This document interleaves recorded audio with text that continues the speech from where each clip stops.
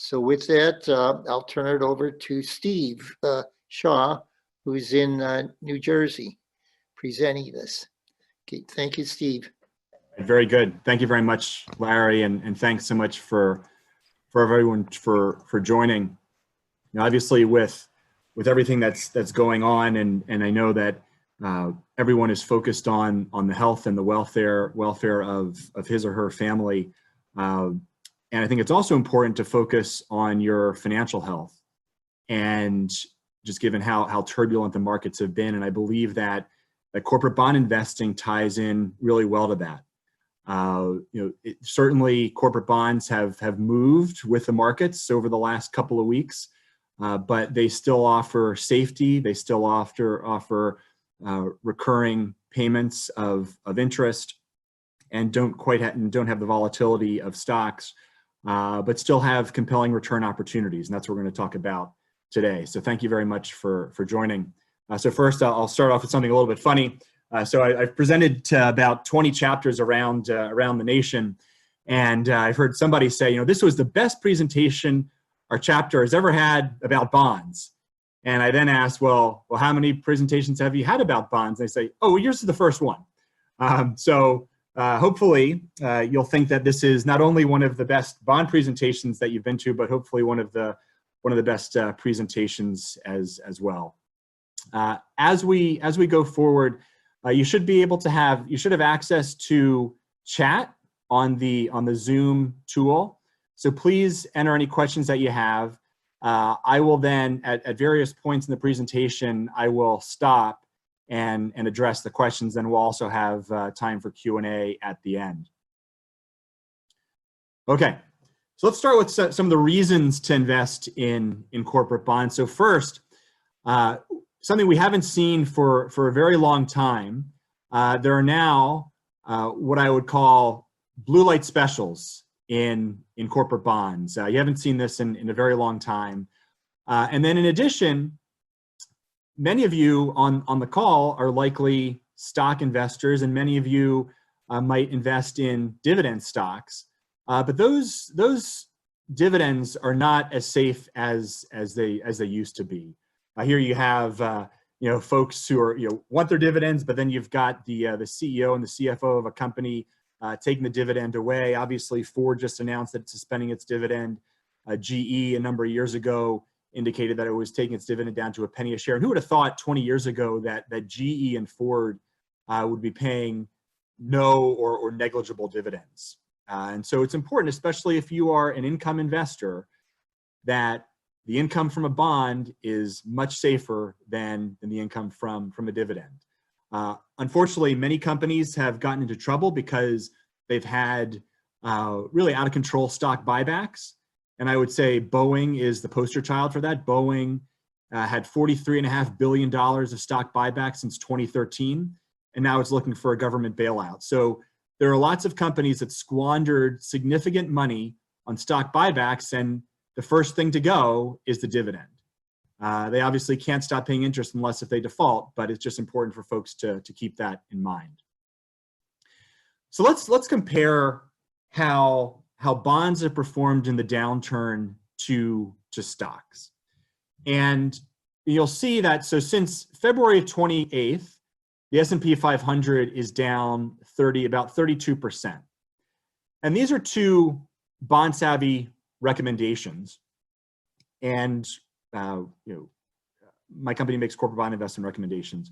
And these bonds were Lennar 4 3/4 of 25 and Expedia 3/80 of 28.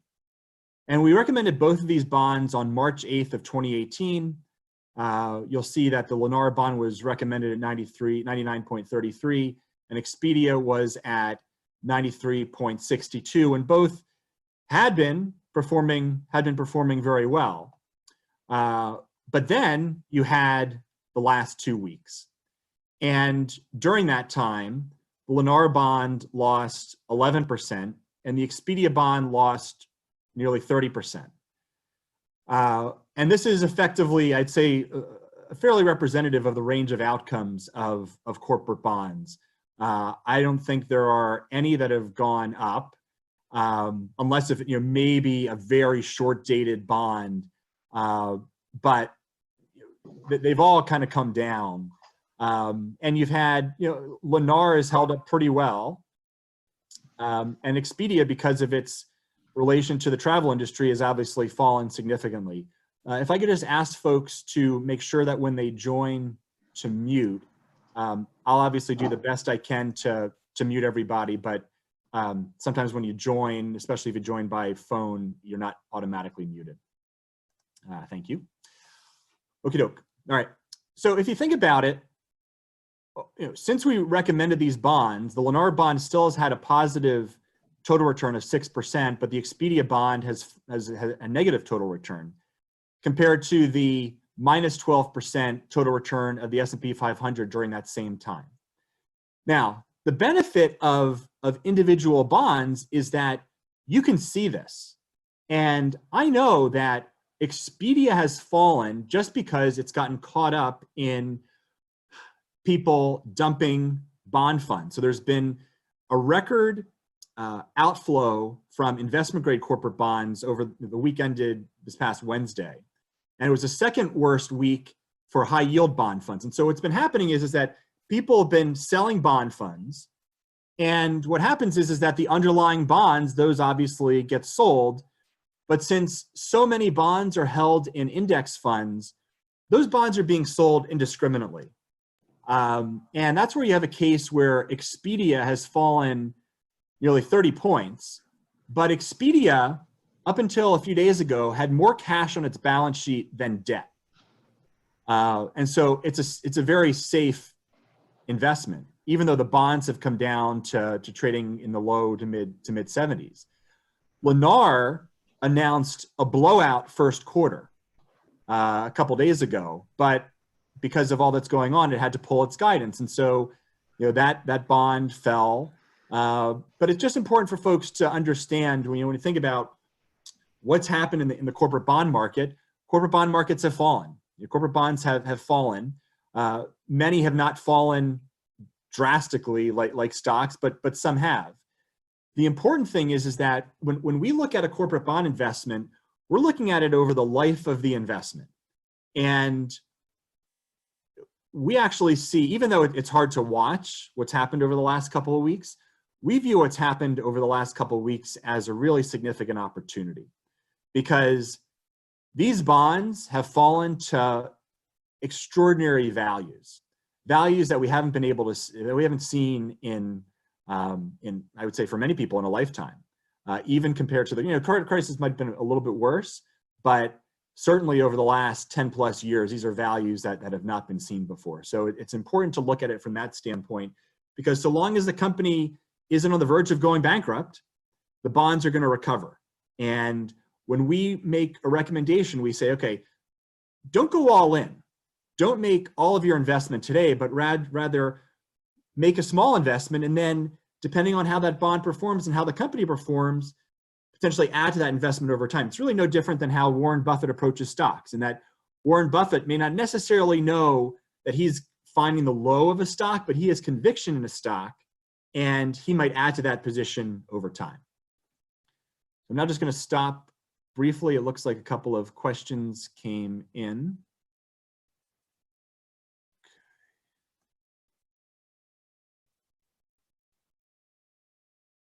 All right, so the question is,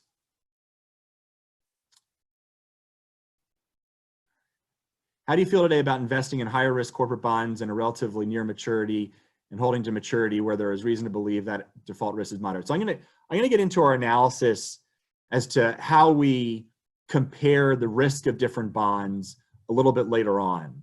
And I'm also gonna get into how it all works. And many of you may not know corporate bonds very well, so there's going to be a corporate bonds 101. That's a big part of this. I'm going to get into those a little bit later. So moving on to slide 6. Many people believe that you invest in bonds and you're lucky if you get a few percent. And these are just some examples of bonds that we've recommended. This is not the full sample. You can see that if you go on the BondSavvy site. but I just wanted folks to see some of the returns that are possible.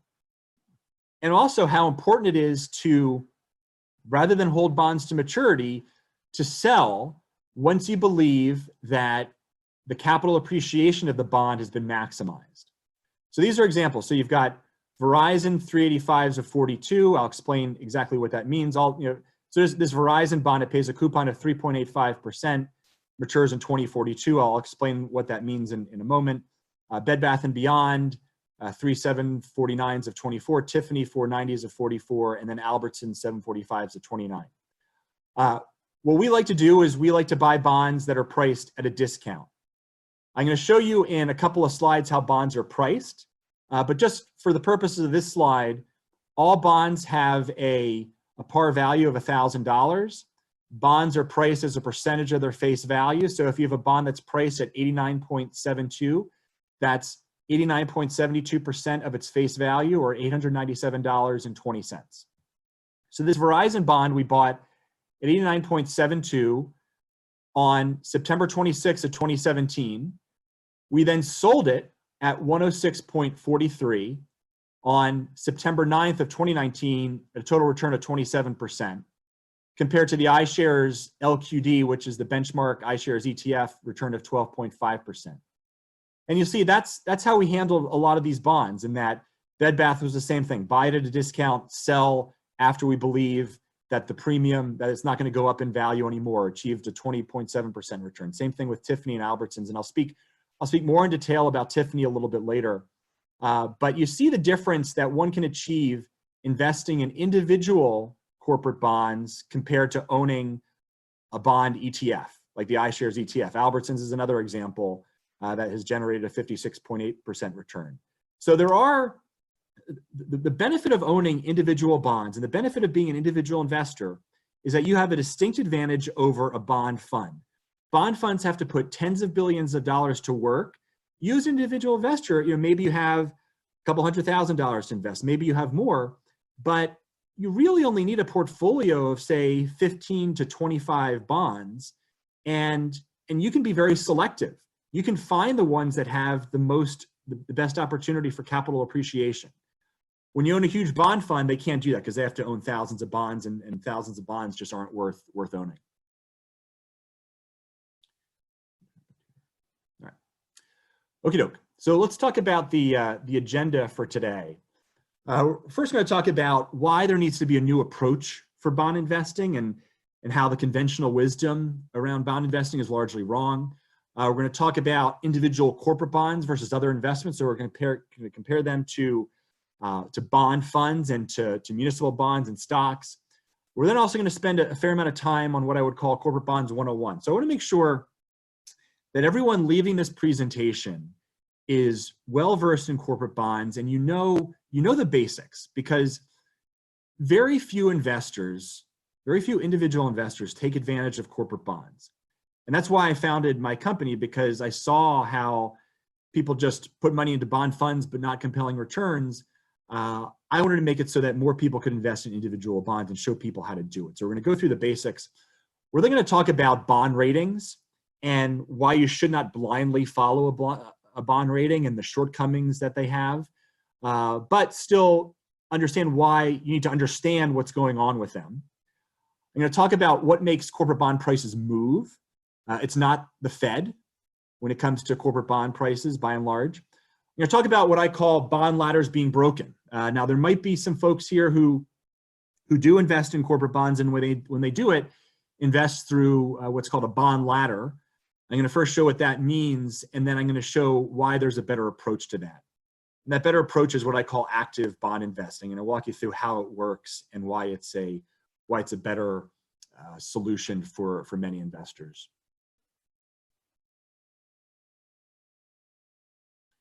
Okay.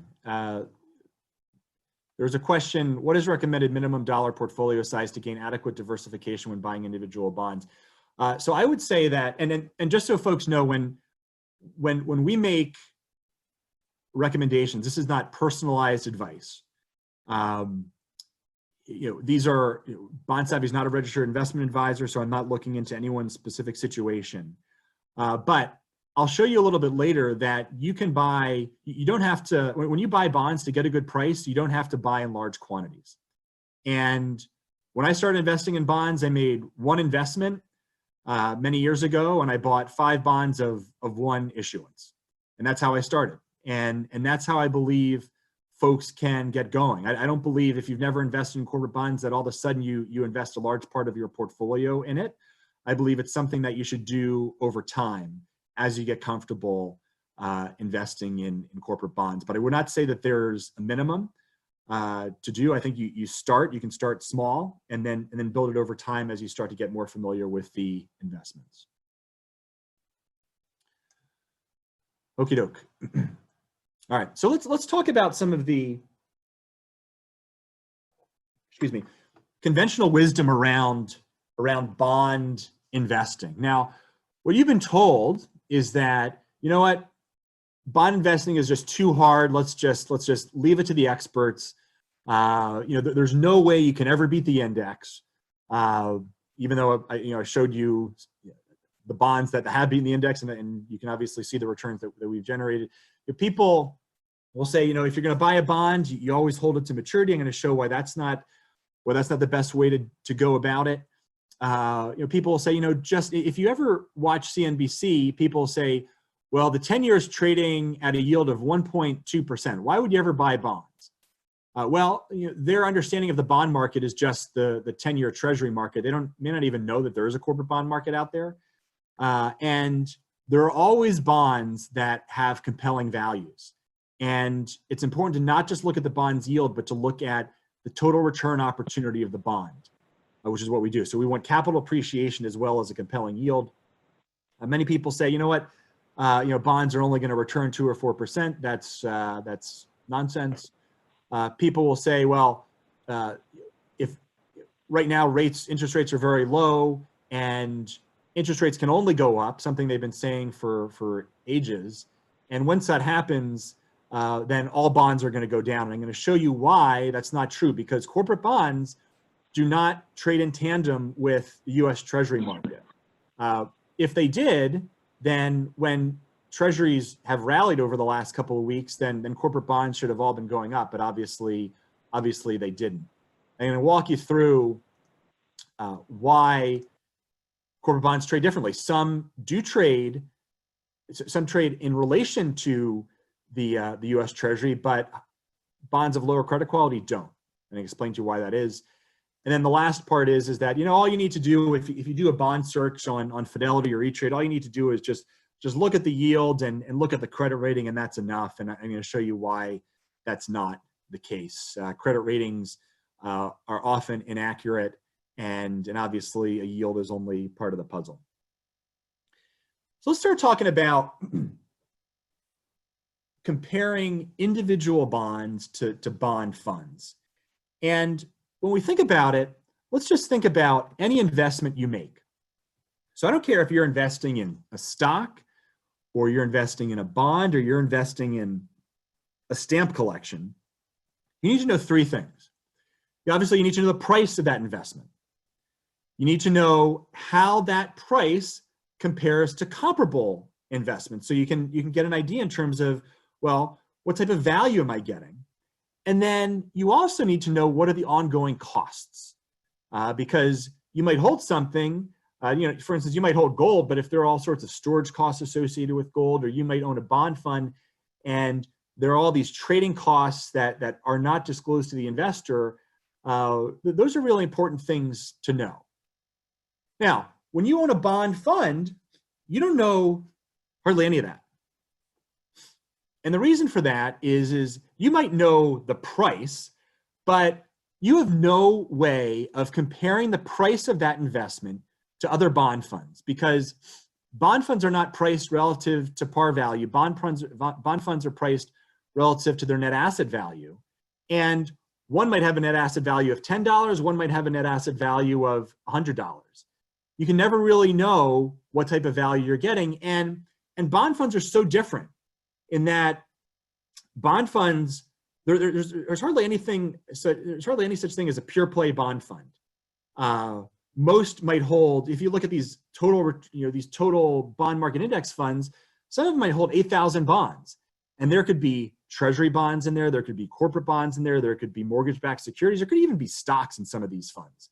And so you can't take one bond fund and compare it to another and look at the price and say, boom, I know I'm getting a good value. You simply can't do that when you own a bond fund. You can't look at the relative value of a bond fund, period.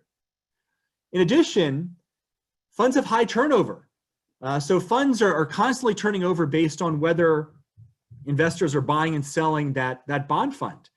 And there are huge fees associated with that. And I've written a blog post called The Dark Side of John Bogle's Legacy, and it goes into the huge trading costs that are disguised by bond funds. And so you'll hear Vanguard say, our management fee is 0.05%. Well, that's not even close. I've actually shown how for the corporate bond portion of their portfolio, it's actually closer to 0.45% when you look at the trading costs associated with that bond fund in particular. Now let's look at bond funds. And we'll look at Vanguard Total Bond Market Index Fund. That's the world's largest bond fund. It's now bigger than 229 billion. iShares Ag, which is very similar to the VBTLX. It's just an ETF. PIMCO Total Return Fund, and then MetWest Total Return. And you'll see that you look at these recent prices and one has no idea. Okay, VBTLX is priced at 1109. iShares Ag is at 112.62. This other PIMCO is 1044 and then 1097. One cannot look at that price and say, boom, I know that one is trading at a better value than the other. You have no idea. And the turnover is huge. Look at this PIMCO Total Return Fund, 723% turnover. So think about it. This 65 billion is turning over 7 times a year. So call it more than $400 billion, and they've got to sell it and they've got to buy it back. So you're talking close to nearly $1 trillion is being transacted. And I used to work for companies that built bond trading platforms. I know how the trading systems work. I know that even though trading costs have come down from where they were, they're still not immaterial. And to just have your money vacuumed away with turnover just doesn't make a whole lot of sense. When you own an individual bond, you decide what turnover there is. Maybe you choose to decide to hold a bond to maturity, in which case there's no turnover. The only fee that you pay is the fee that you pay when you buy the bond, which we'll talk about in a moment. You may sell it prior to maturity, but then okay, so I bought the bond at this price, I sold it at this price, and you know what your fee is. It's very transparent. Funds will say that, yes, we do have trading costs, but they never disclose the amount of it. It's factored into your return, but when you see that management fee of 0.05% on your Vanguard fund, that's not the cost of the fund. It's an understatement of the fund, and I would argue that it's significant dishonesty on the part of fund managers. They need to disclose these costs because investors need to know the cost of their investment.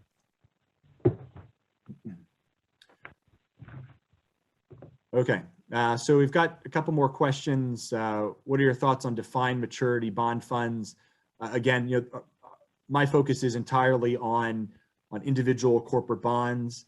I believe that any bond fund if you think about a defined maturity bond fund, they're saying, okay, we're gonna buy bonds that are due in 2025.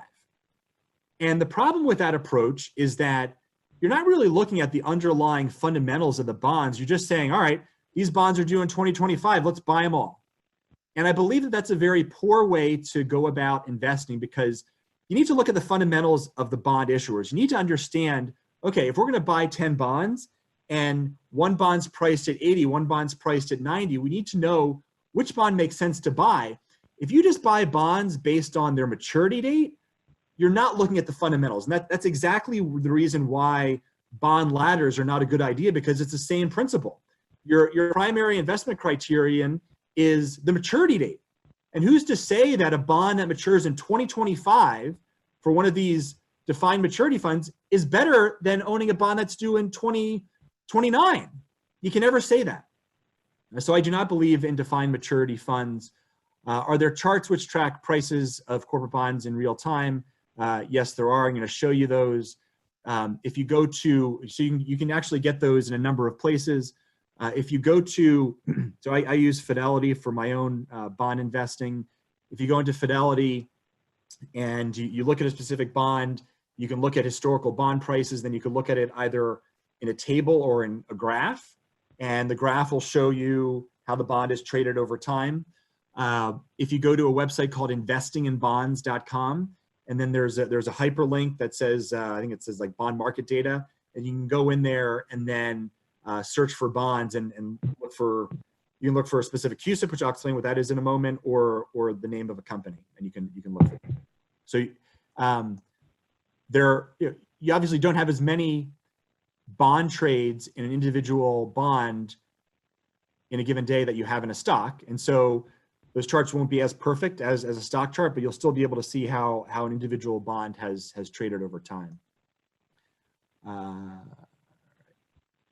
There's a question, the 4.75 on Lennar, that was the coupon on Lennar. I'm going to walk through the difference between coupon, current yield, and yield to maturity in a little bit. All right. So let's talk about some of the advantages that individual bonds have over bond funds, in addition to what I've just talked about. So first, different than bond funds, individual bonds all trade off on the same scale. They all trade relative to their par value. So the par value of a bond is $1,000 for corporate bonds. So when that bond matures, the company owes you $1,000 for each bond that you own. When a bond gets quoted, as I mentioned before, it's quoted as a percentage of the face value. So if you see a bond at 100, that means 100% of its face value, or $1,000. If you see a bond that's quoted at 80, that's 80% of its face value, or $800. Similarly, on the other hand, if you see a bond quoted at 120, then that bond is called a premium, and that bond has a value of $1,200. Those that are priced below par are called bonds at a discount. What we like to do is we like to buy bonds at a discount, those blue light special bonds, as I talked about before, and then not only achieve the interest income from the bond, but then hopefully achieve capital appreciation of that bond, and then sell it, hopefully at a premium. Again, if folks can just please mute when they come on, that would be great. Okay. Now, there are now, as a result of what's happened in the markets, there are now bonds that are trading at a discount of some really great companies. So you've got Lowe's, 405s of 47 trading at 82. You've got FedEx, 3 7/8 of 42 trading at 76. Now, the longer dated bonds, those bonds are very sensitive. Okay, so if the yield of that bond changes a little bit, the price of that bond can move fairly drastically. And so many investors on this call will have to make a decision in that, generally, if you buy a bond that has a longer time to maturity, that bond will generally have a higher yield or a higher coupon, which we'll talk about in a moment. The price volatility of that is going to be higher, no doubt about it. But what you have to decide is are you willing to deal with the extra volatility of a longer term bond for the higher level of income and for the higher opportunity for capital appreciation? And that's where you get into, if you're confident that the company is going to be solvent, that's where we generally have looked for longer term bonds, because yes, a bond can fall 10, 15, it can even fall 20 points, but at some point over the next several years, the bond's likely going to get back to par. And that's the case where we can then sell the bond and achieve the capital appreciation. Okay, so again, you're able to assess right away, is a bond priced at a compelling value? You see bonds that are priced at 75, at 80, compared to bonds that are priced at 125 and 130, you can right away see if a bond is priced at a compelling value, because the only rule in bonds is that at maturity, the bond's got to come back to par. Every bond comes back to par. So you know that if you buy a bond at 130, sure, there's a chance that it could go up to 140, it could go up to 150, but it's not going up to 300. And at some point, it's coming back to par. So it's important to be mindful of that. I'm going to talk about that in greater detail as we move a little bit further along.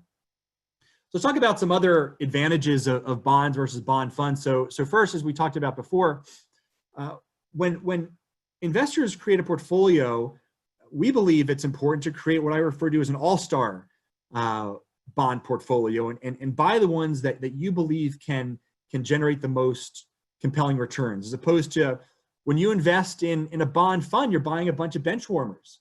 You know, think about it. You're trying to put a team together. And would you rather have a team of 15 to 20 LeBron Jameses, or would you rather have 5,000 bonds and you got guys who never even cracked the starting lineup in high school? So that's the big advantage, in that when you're an individual investor, you don't have to manage tens of billions of dollars, which these bond funds do. It's really hard to manage that amount of money, because as you have that so much money, you're going to put money into bonds that just aren't worth owning. And so it's important to understand that. When you own individual bonds, you can tailor your portfolio to your risk return objective. So when you buy a bond fund, yes, there are some bond funds that are higher return opportunities than others, but if you invest in, say, iShares LQD, that owns thousands of bonds, and so it's really hard to say, okay, if you're more aggressive or you're less aggressive, this is the bond fund that I should be in. You can do that very easily with individual bonds, because there are 9,000 bonds that are out there. There's an individual bond that's out there for everyone. You might be risk averse, in which case you might just want the higher credit quality bonds that mature in 2 years, in which case you're not going to have huge returns, but you'll sleep very well at night, and you're not going to have any volatility in your portfolio. Or you might be more aggressive. You might want to look for bonds that have perhaps lower credit quality on the one hand, or bonds that mature farther out. And you can do that if you invest in individual corporate bonds. You can't really do that with bond funds. You've got limited trading costs. So obviously, even though we're not necessarily fans of Vanguard, Vanguard did take costs out of investing, which is obviously a huge benefit. You can do that if you invest in individual bonds. You can't limit your trading costs when you invest in a bond fund, because the trading costs are really out of your control. The trading costs are driven by the fund manager, if it's an active manager, and then also by what other people in the fund, what the investors are doing, and that are they selling that bond fund? And if they're selling the bond fund, then you're going to have all sorts of trading costs, because you're going to have trading costs associated with selling the bonds, and they got to buy bonds back, and you have all sorts of stuff which hurts your returns. The last thing is that when we look at individual corporate bonds, we look at the total return. And if you think about it, just thanks to Uncle Sam, $1 of capital appreciation is worth more to investors than $1 of interest income, just because of the tax treatment of it. And if you own that, or if you own these individual corporate bonds, you can control that. So you can buy a bond and find bonds that have the opportunity to appreciate in value. And then after a year or however long, you can sell that bond. And in that case, your capital appreciation could dwarf your interest income. And you've obviously got a very compelling return. Many cases, you've got returns that are significantly higher than muni bonds. many folks in higher income tax brackets will gravitate to muni bonds, but some of the bond returns that I showed you before, if you're generating returns of 20%, of 18%, of 50%, and most of that's coming from capital appreciation, your return is significantly higher than that of a municipal bond. And what I like to say is, is bond funds effectively take the fixed out of fixed income. There's no fixed coupon. There's no return of principal at maturity. I'm just going to check the chat for questions. Okay. When it comes to corporate bond investing, how much of the decision making is driven by what you think the Fed might do? I would say that it is a very small factor in that if you think about the Fed, so the Fed is controlling the Fed funds rate. That's obviously the very short-term interest rate. That has, and I'm going to show you a little bit later how you have to split bonds between higher rated bonds, also called investment grade bonds, and lower rated bonds, what people sometimes call high yield bonds or sometimes even junk bonds. Bonds that are rated high yield are not sensitive to changes in interest rates. So the Fed, what the Fed does has really no impact on those companies other than how it might impact the financial wherewithal of those companies. But it's not to say that, well, I think the Fed's going to raise rates and that's going to blow a hole in high yield corporate bonds, because it doesn't really work that way. I'm going to show in a couple of slides how investment grade corporate bonds are indexed off the benchmark treasury. And I'm going to explain what that is in a moment. But we generally look at bonds that are farther out in maturity than a couple of years. We're generally looking at bonds that might be, some might be as little as a couple of years, but a lot of the bonds we look at are 8 to 10 years of maturity. Some might be a little bit longer, and those are not driven by the Fed. Those will be driven by what happens to market treasury yields, and I'll explain what those are in a moment. So we're not, the Fed is obviously important, but it's from a corporate bond investing standpoint, it's not something that we're focused significantly on. There will be a relation to, sometimes treasury yields will move in relation to what happens with the Fed funds rate, but oftentimes they're not necessarily connected. But I'll talk about that a little bit longer, a little bit more in depth as we move on. Okie doke. So moving. Okay, so the question is, why would you assume that fixed maturity bond ETFs only look at maturity date and don't also focus on fundamentals? So the lion's share of those funds are index funds. Now you may have an actively, unless if it's an actively managed fixed maturity date, then fine. They might look at fundamentals, but most fixed maturity date funds are based off an index. And indices do not look at fundamentals. All an index does, so if you look at the world's largest bond fund, Vanguard Total Bond Market Index Fund, it's based off an index, and that index is just, it says, okay, we need to have, we're trying to capture the total corporate bond market, total corporate bond market. And so we want to have a certain amount of bonds that are rated this level. We want to have a certain amount that are rated this level. We want to have a certain amount that are in different industries. We want to make sure that the bonds are a certain size. We want to ensure that there are different maturity dates that are represented. So that's how indices work. Indices are not active managers. They don't look at fundamentals. They're not fundamental investors. And so when you look at target index funds, they're not looking at fundamentals. There could be some exceptions to that, that actively manage, and if it's an actively managed duration fund, then fine. They would look at some fundamentals. Question is, what causes a discount on a bond? I'm going to talk about that as we move further along, as we get into why bond prices move. All right.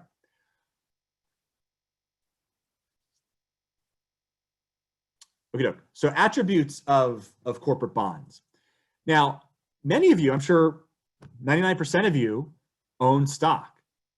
And I'd say that probably if you look at the AAI asset allocation survey, I'd say that fewer than 5% of you own individual corporate bonds. But when you think about it, there are many advantages to owning these individual corporate bonds. So first, you have a contractual interest payment and a contractual return of principal at maturity. Tell that to the stockholders of GE, Ford, Macy's, who've cut their dividends. You don't have that when you invest in a stock. The stock of the company isn't going to say, well, if you bought the stock at $10, we're going to pay you back $10 at maturity. So 99+% of you have gotten comfortable investing in a stock. There's really no reason why you shouldn't be comfortable investing in a bond, because the bond is more secure. The bond has terms that protect bond holders that stock investors just don't have. So you have the coupon, you have the return of principal at maturity. You then have what are called financial covenants, which are effectively the rules of the road of what the issuer can and cannot do. So it'll say, okay, you can't have debt divided by your cash flow above a certain level. You can't change your business. You can't do acquisitions above a certain amount. And these financial covenants will be more strict for companies that have a higher risk of default than ones that have a lower risk of default. You're senior to common and preferred stock. So if something bad happens at a company, let's say the company does go belly up, you get paid first. Now, obviously, you get paid after if there's debt that's more senior to you. You will you'll get paid after them, but you're senior to the stock. And then you also have, as I mentioned before, you have a wide variety of risk return opportunities. So if you're comfortable investing in stocks, once you get to know the basics of bonds, there's no reason why you shouldn't be comfortable investing in a bond. It's issued by the same company.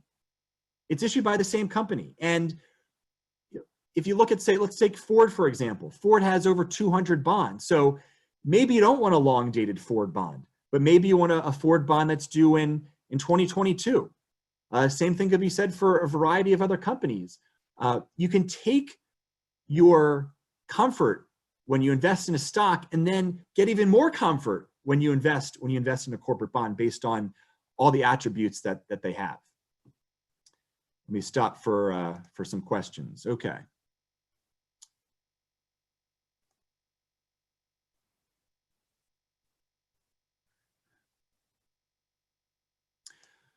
Okay, so question came, do you evaluate duration in analyzing a potential bond investment? I'm going to talk about that a little bit later. So duration is how sensitive a bond is to changes in interest rates. I'm going to walk you through which bonds are sensitive to changes in interest rates and which ones are not. So yes, that is something that we think about. The question is which financial covenants should you look for? I'm going to talk about that when we get into how we make bond investment decisions and the metrics that we look at and how those compare to financial covenants. Next question is can companies buy bonds back just like they buy stocks? The answer is no. They can. And so I believe that stock buybacks are a really bad thing.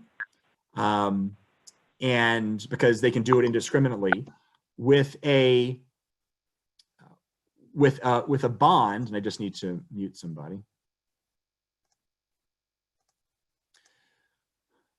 With a bond, companies can call the bonds. Now, it's a greater risk for a bond that is of lower credit quality, because bonds that have lower credit quality are also high yield bonds. Those bonds will typically have a call schedule.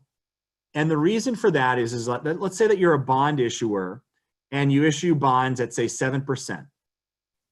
And let's say that your financial performance improves, you might want to refinance those bonds at 5%. But to refinance those bonds, you're taking away the interest income of the bondholder who had been counting on that. And as a result, you have to pay the bondholder back a premium to the par value of the bond. So in that case, there is for high yield bonds, there's generally a schedule that says, okay, the company can call the bonds from you at this price on this date. Oftentimes that can be to the benefit of the bondholder, because if you buy a bond at at 90 and there's a call at say 104, then you're doing cartwheels because you just got a really nice capital appreciation out of it. For bonds of higher credit quality, they generally cannot do that. They can do what's called they can tender for the bonds, but it's at your option as to whether you want to enable the company to buy back your bonds. So they can call bonds, but there are rules attached to calling back the bonds. And the reason why a company would call a bond, the reason why you would call a bond is because let's say you issued bonds at say 8%. Let's say that the credit quality of the company has improved or market interest rates have fallen and you believe that you can save a significant amount of money by issuing bonds at say 5%, then it would make sense to pay some sort of call premium to do that. All right, let's keep moving. All right, so let's compare individual corporate bonds to bond funds, muni bonds, and stocks. Now, I'm going to compare them across a variety of, criteria. Potential returns, transparency, security of principal, and security of income. Okay.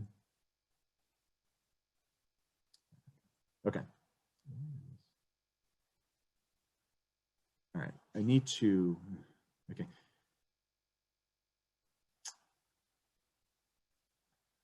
Give me one sec, folks. I need to, yeah. All right. Okay, if folks could just not draw on the screen, that would be great. Or if the person who wrote, but there is debt, maybe not net debt, if he or she can just erase that, that would be great. I'll put all your comments in the chat, please. Thank you. Okie doke. All right, so let's talk about these types of investments across these different criteria. Let's talk about high potential returns. So we've talked about individual corporate bonds, and obviously, individual stocks have high potential returns.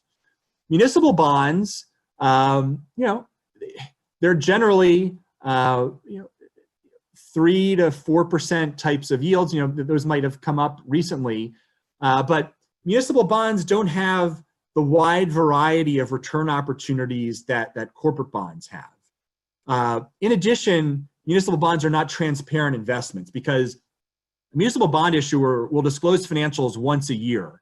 And once those financials are disclosed, they're basically not really, they're not usable anymore. They're obsolete. Because if you think about a corporation who has issued bonds, they're constantly providing you with financial information throughout the year. So let's just look at the last several months.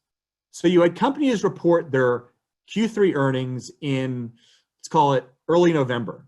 You then had companies report their Q4 earnings over the last month. Then, as this event has hit has hurt companies, you then had people come out and say, okay, here's what, people haven't given a ton of guidance. Most companies have pulled their guidance, but they've given an update as to, okay, here's what we know about COVID-19 so far. And they give you an impact. They talked about the impact of the business. For instance, JCPenney had earnings, it was February, that neck of the woods. And they said, we don't know what the impact is going to be yet, but we have a fairly distributed supply chain. It was obviously before they had closed any stores, but that information, both good and bad.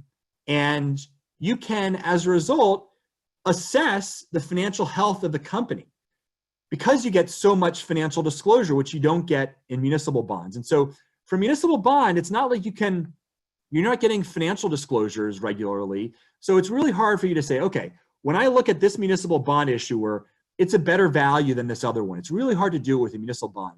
The same thing is you can't do it with a bond fund either because bond funds might have disclosure, but the disclosure is limited to showing you the 9,000 bonds that are in that bond fund. What good does that do?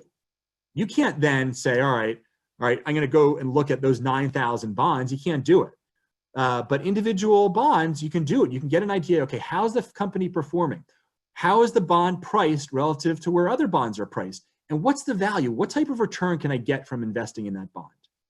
You can obviously do that with corporate bonds. You can do it with stocks, but corporate bonds, it's an even more objective analysis, which I'll show you in a little bit.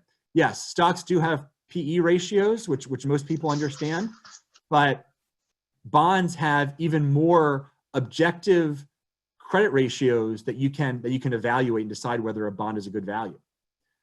You then get into security of principal. So obviously, it's not to say that, let's say 100% of corporate bonds are going to pay back, but default rates are generally in the low single digits for corporate bonds, and most of those over the last several years have been specifically in the oil and gas sector. So default rates are very low. You have contractual interest payments. You have contractual return of principal. You don't have that with stocks. I'd say that generally your principal is secure with bond funds and muni bonds, especially relative to stocks. But you don't have the high potential returns, and you have less transparency with bond funds and with municipal bonds. All right. Now, many of you on the webinar own stock, and some of you might have owned Bed Bath stock. And I just wanted to give an example of how, if you think about it, the number of publicly traded stocks has continued to fall. We're recently at, I believe, a 25-year low. There are about 4,000 stocks that are out there, and there are companies out there whose stock you may not want to own. And Bed Bath has had a really tough time. So Bed Bath & Beyond, so we saw an opportunity in the Bed Bath of 24 bonds. And this was a bond that we had recommended May 2nd of 2018. And had you owned the stock from when we recommended the bond to when we sold the bond, you would have lost 41.6%. But the bond was an opportunity. And so even as the stock was getting crushed, the bond rallied to where the bond's total return was 20.7%. And the reason for that is that a company such as Bed Bath & Beyond, earnings have been poor, to put it mildly. Earnings have been poor. And what happened was the Bed Bath bond got downgraded. So you'll see that in 2018, it was investment grade, and I'm going to explain to you what these ratings mean. But this is Baa2 by Moody's, BBB minus by S&P. So these are what are called investment grade ratings. I can explain that in a moment. But then in 2018, S&P downgraded the bond to BB plus. And then later in 2020, Moody's downgraded the bond to Ba2. So what happened was because that bond was downgraded, large bond funds that could only own investment grade rated bonds had to sell that bond. And that caused the bond to fall in price from close to par all the way down to 85. Now, when we saw that, we said, okay, we know Bed Bath really well because we've looked at that bond for a long time. If you look at its financials, November 30th of 2019, it had $920 million of cash and only $1.5 billion of debt. And when you look at the maturities of the Bed Bath bonds, they've got $300 million that comes due in 24, 334, and then 944. Now, unless if they are the worst management team in history, now they fired their CEO, who was there for ages. They brought in a new CEO who cleaned house from Target. They're going to be able to pay these back. And it's not to say that the price, we knew the price was going to go up right away, but we knew that these 24 bonds are money good. And we also know that these 34 bonds, because there are no maturities that come before that, these 34 bonds are also money good. Now, it could change, but this is a case where you can look at the financials of a company, and even though the performance of the company may not be that great, if it's got a strong balance sheet, and it doesn't have a lot of upcoming maturities, you're generally in a good spot. Now, the other thing to keep in mind is that when Bed Bath issued its bonds, okay, these bonds were issued back in 2014. It had a very high credit rating, so it was Baa1, A-. When an investment grade issuer issues bonds, it often doesn't have financial covenants. So the reason why a company such as JCPenney has not filed for bankruptcy yet is because it issued its bonds back in 1997. In 1997, JCPenney was a highly rated company. And as a result, a highly rated company doesn't have all the financial covenants that a lower rated company has, because the investors don't demand them from the issuing company. And as a result, even as JCPenney's performance has been terrible, it's gotten a little bit better the last quarter, they've been able to ride out the storm because they haven't had a default, because they haven't had financial covenants to comply with. Same thing with Bed Bath. Bed Bath doesn't have financial covenants. And so even as the performance has waned, they've still been paying the interest on the bonds, and the bonds recovered, but then they've fallen back again. To now they're trading at even more compelling value. And that's a case where they could become a buy for us in the near future. So just, it's important to know that you might, let's say that you've invested in a stock that you've given up on, like a Bed Bath. There are, especially now that bond prices have fallen, there are opportunities out there for corporate bond investors to find compelling returns. Just going to check the chat.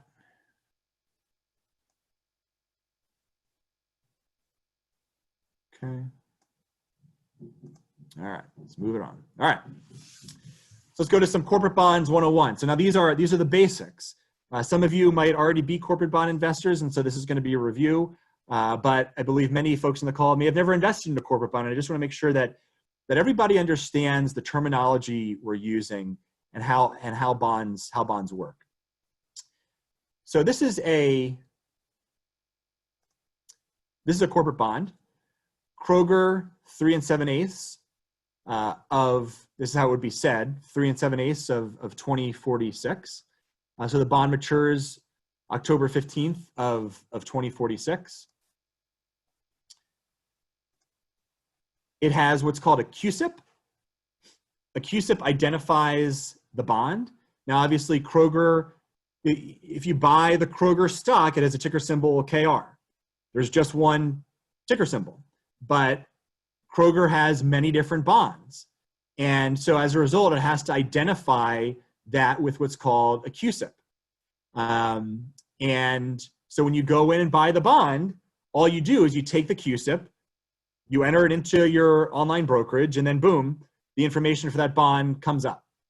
So it's just important to understand that terminology. Now, these bonds were issued back in September 2016. The annual coupon for the bond is $38.75. So if you think about it, all that is 3.875% times $1,000, which is the face value of the bond. There are two coupon payments for the bond. One comes April 15th. The other comes October 15th. It's for about $19.37 for each coupon payment per bond. And so your annual interest, if you own 10 bonds, is $387. The bonds obviously mature in 2046.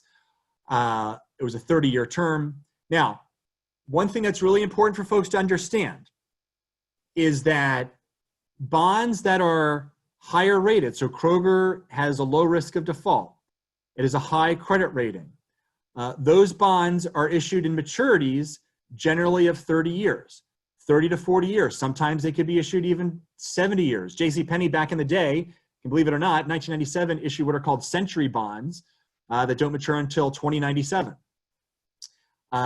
This is, now many people will say, I'm only going to invest in an investment grade bond because they have less risk. But that's not really true, because while an investment grade bond might have less default risk, because the bonds mature in such a long period of time, they have greater interest rate risk. And yes, there obviously are investment grade corporate bonds that mature in a year, but the returns on those bonds is not compelling. It hasn't been compelling in a while. It's obviously going to be a little bit more compelling today, but it's really important for folks to understand that just because you buy an investment grade bond doesn't mean that all of a sudden risk is out the window. You're effectively exchanging the credit risk of a lower rated company with the interest rate risk of a higher rated company. It's just the way that the world works when it comes to bonds.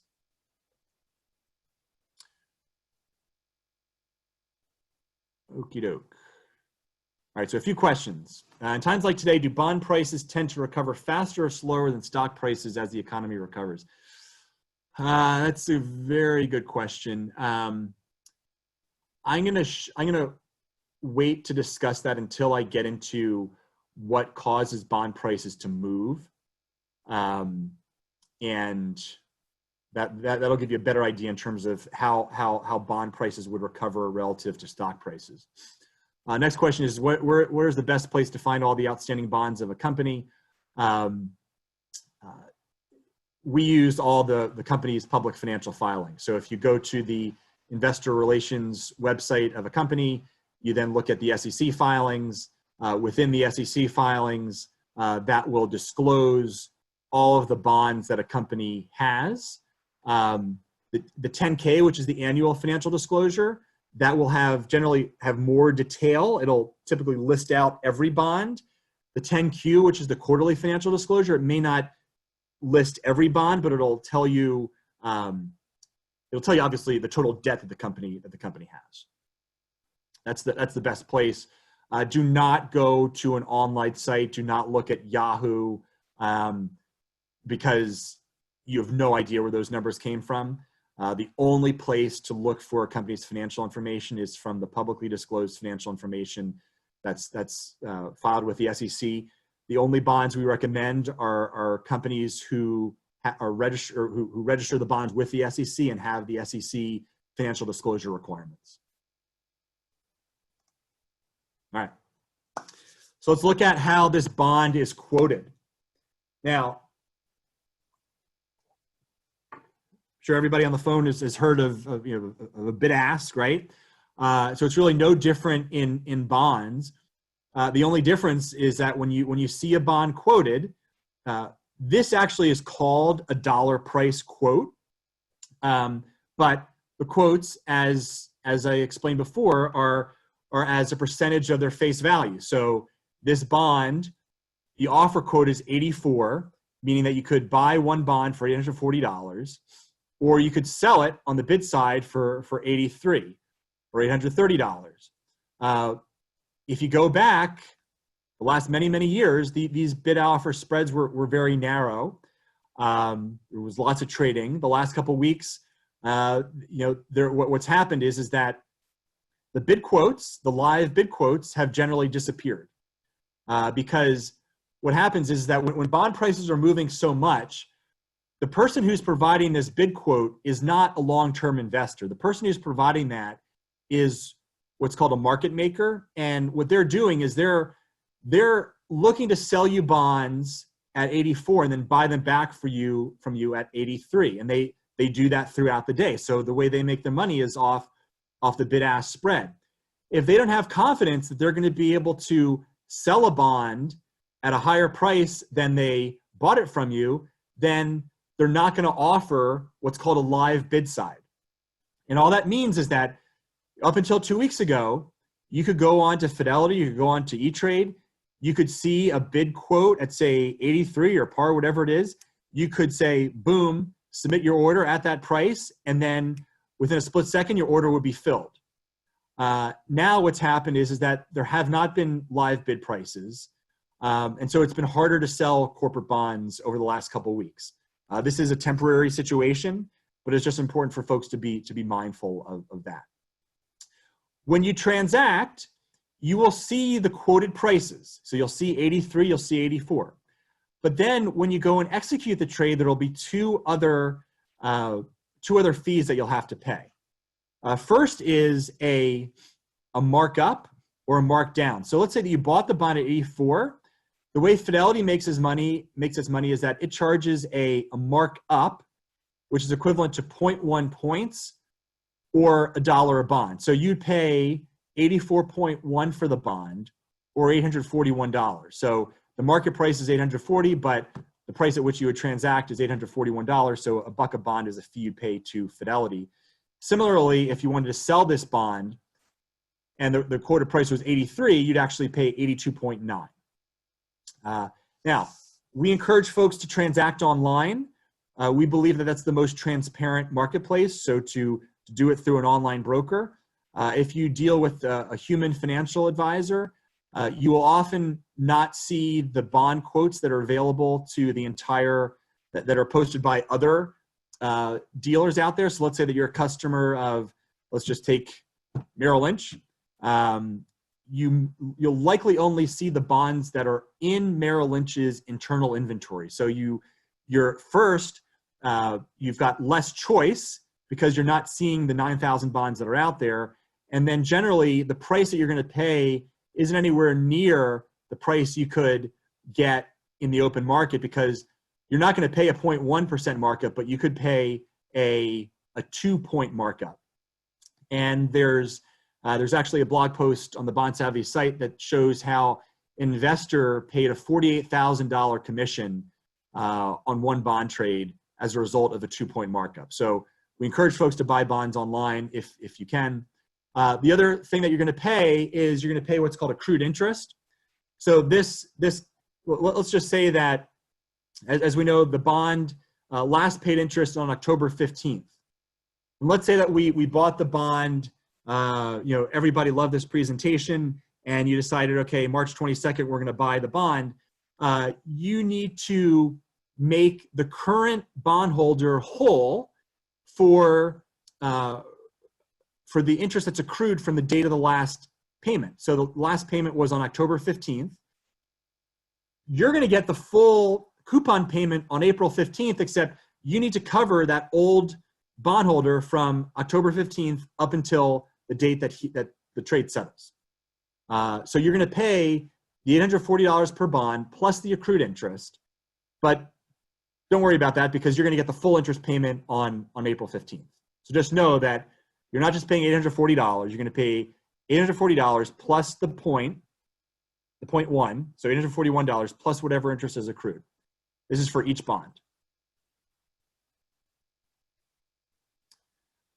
All right, moving right along. So let's talk about yields. And this is oftentimes where investors can get tripped up. Now, a company issues a bond, that price is going to rise and fall. I'm going to give you some of the details as to what causes the price to rise and fall, but if we just look at it broadly, the bond price is going to rise and fall based on how the credit quality of the bond moves up or down, and then also if it's an investment grade corporate bond, how treasury yields are moving. And I'm going to speak about that in a moment. So if, let's say that you bought this Kroger bond, and due to all the unrest, let's say you bought it at par. The coupon that you get on that bond is going to be the same regardless of whether you buy the bond at par, whether you buy it at a discount, or whether you buy it at a premium. The big difference is that, obviously, if you buy the bond at a discount or on sale, then you're paying less, but you're getting the same coupon. And as a result, what's called your current yield goes up. And all the current yield is you take your annual coupon payment, $38.75, divide it by what you paid for the bond, so $840, and so your current yield is 4.61%. So all that means is that you bought the bond, and let's just say that the price never changed. So you bought it at 84, and then it stayed constant at 84 for as long as you own the bond. Then your return on that investment is 4.61%. If you bought it at par, then your current yield is the same. It's 38.75 divided by $1,000, so you earned 3.875%. Now, if you paid a premium, if you bought it at 105, then your yield is lower because for that same $38.75, you had to pay $1,050 for it. And so your return is lower. And this is why when you hear people say that yields and prices move in opposite directions, this is why. So you see the price of the bond moved down, okay, went from par to 84, but my yield went up. The price of the bond went up from par to 105, and my yield went down. Now, yield to maturity is the other important concept. This, you buy at 84, but the company has to pay you back par in 2046. So not only are you getting the 4.61%, but you're also getting capital appreciation between now and 2046, obviously a long time, so 26 years. So you're getting 14 points of capital appreciation over the next 26 years. So your yield to maturity factors in not only your current yield, but also the capital appreciation that you're going to get. What we like to do is we like to buy bonds that are priced on sale, and then we're not going to wait until 2046 to have this bond redeemed, but we're going to find a time where the bond has increased in value. Maybe the bond's gone up to 105, maybe it's gone up to 110, and we're going to sell it. And as a result, our return is going to be significantly higher than the bond's yield to maturity. And that's why when you build a bond ladder, as we're going to talk about a little bit later, your return is capped at the yield to maturity, as opposed to if you invest more actively, buy a bond at 84, and then you sell it once the bond has appreciated nicely, your return could be 15%, it could be 20%, much higher than the yield to maturity. I'm going to pause for any questions on yields. Okie doke. Next question is, what does yield to worst mean? Okay. So let's say a bond is callable. Now, when we talk about yield to worst, we're generally only looking at bonds that are rated below investment grade. Okay, so we're generally only looking at high yield bonds because investment grade corporate bonds are generally not callable. You'll see when you go and do a bond search, you'll see what's called, it'll say a make whole call.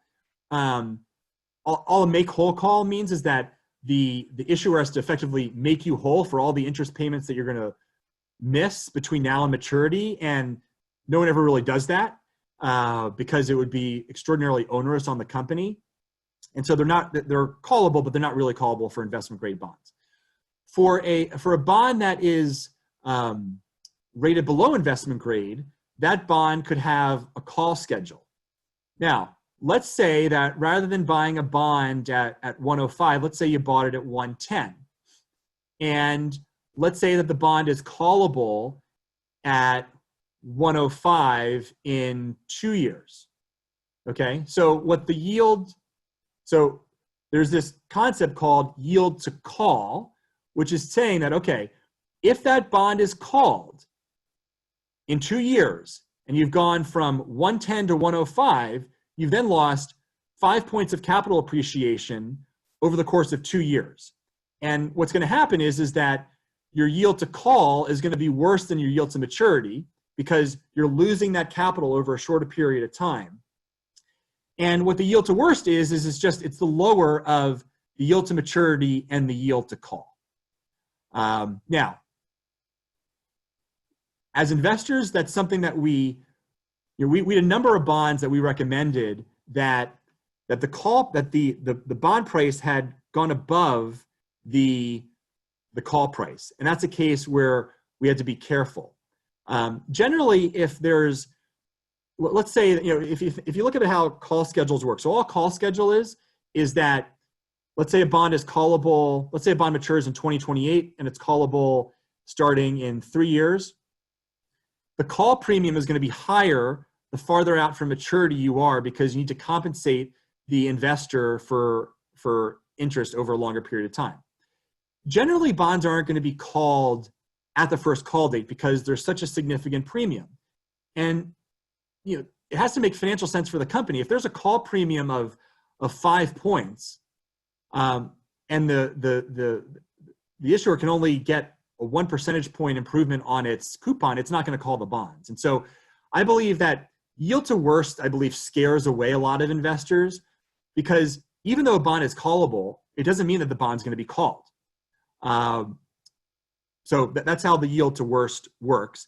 If you buy bonds at a discount to par, you don't need to worry about the yield to worst, because the yield to worst is going to be the same thing as the yield to maturity, because you're not going to be any worse off. If you buy a bond, let's say you buy a bond at 84, let's just say that this was a callable bond and it was callable at 105 and you get called at 105, boom, you're loving life.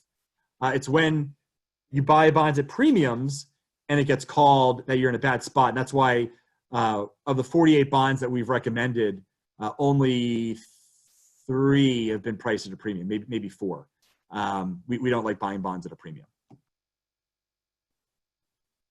Okay, now moving on to what the current corporate bond marketplace looks like.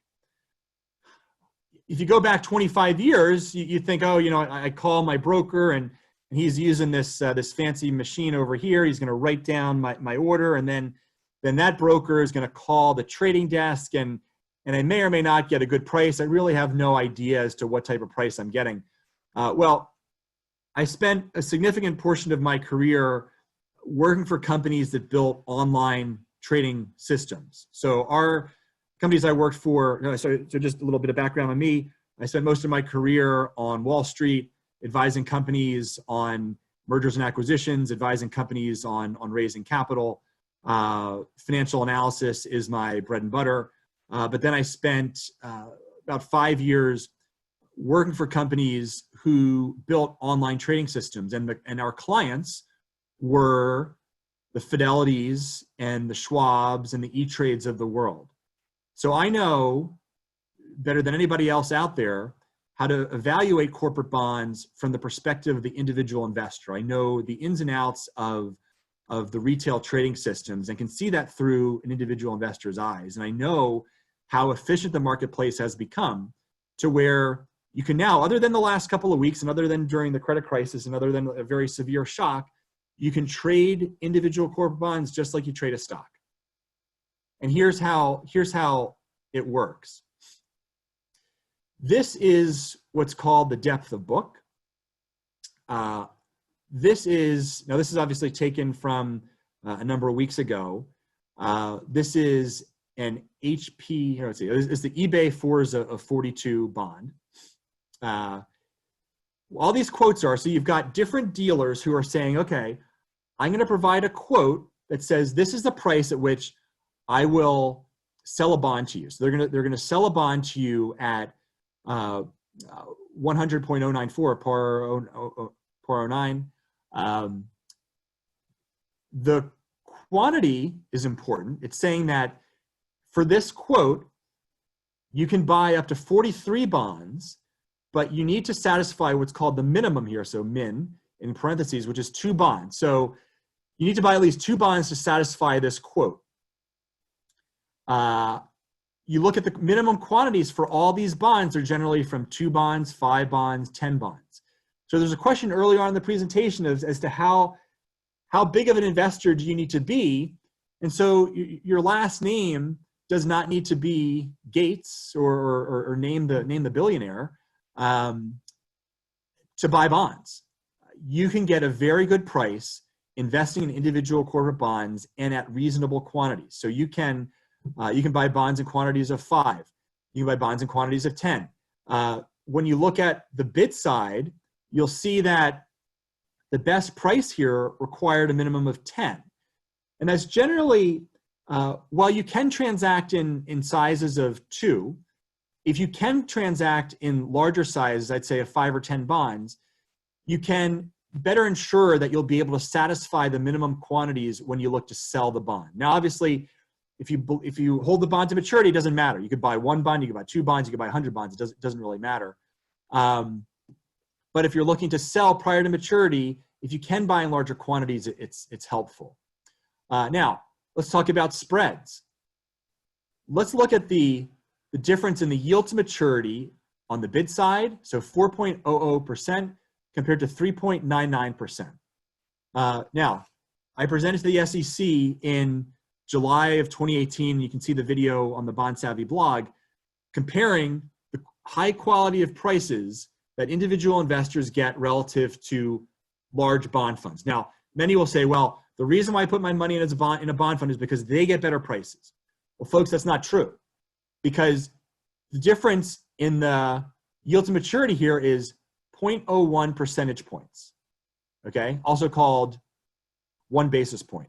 This is exactly where a large institutional investor would trade. You look at the point spread on a dollar price basis, 0.12 points. So when the market is functioning normally, these are generally, you'll typically have 6 to 10 dealers making markets on both the bid and the offer side. You'll see reasonable minimum quantities. You'll see the fact that, so if I transact in 2 bonds, I'm getting the same price as someone who transacts in 25 bonds. You're actually, in this case, believe it or not, getting a better price than if you had to buy 100 bonds, because if you bought 100 bonds, then you'd have to come down to this quote. Now, granted, it's not a material difference, but it just shows you that the little guy, the average retail investor is treated fairly when it comes to individual corporate bonds. Now, if you look at the market today, unfortunately, for most corporate bonds, you don't see the live bid side. You have to enter a limit order, or you can call the desk. It's not the most efficient process, but that'll be for as long as the markets are kind of where they are. Municipal bonds are much different. It's one of the key advantages of owning corporate bonds over municipal bonds, because corporate bonds are much more liquid than munis. If you were to go back 3 weeks ago and look at a bond quote for a municipal bond, you would not see, let's see if I can draw. You would not see any of those quotes. You would not see the live bid quotes. The only quotes that you would see would be the offer side quote, and that's it.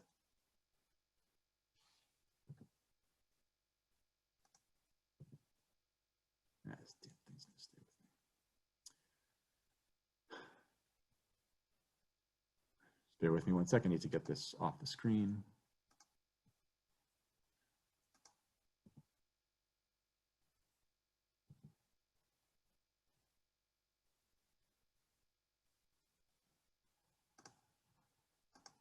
All right.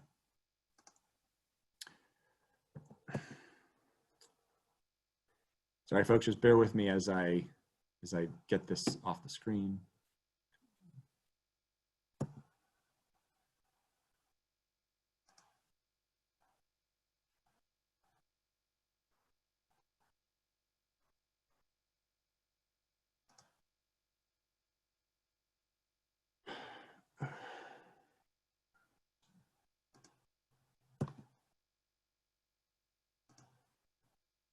All right. Sorry, folks. Okie doke.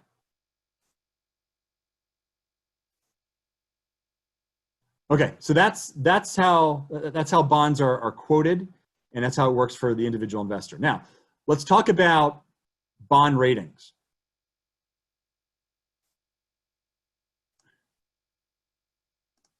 Okay, now everyone here has heard of a bond rating. This is the rating scale. So you'll see that you've got Moody's and S&P. Those are the 2 primary rating agencies. You'll see that bonds can be rated anywhere from AAA all the way down to CCC. If they go into default, then they're rated a D or even worse.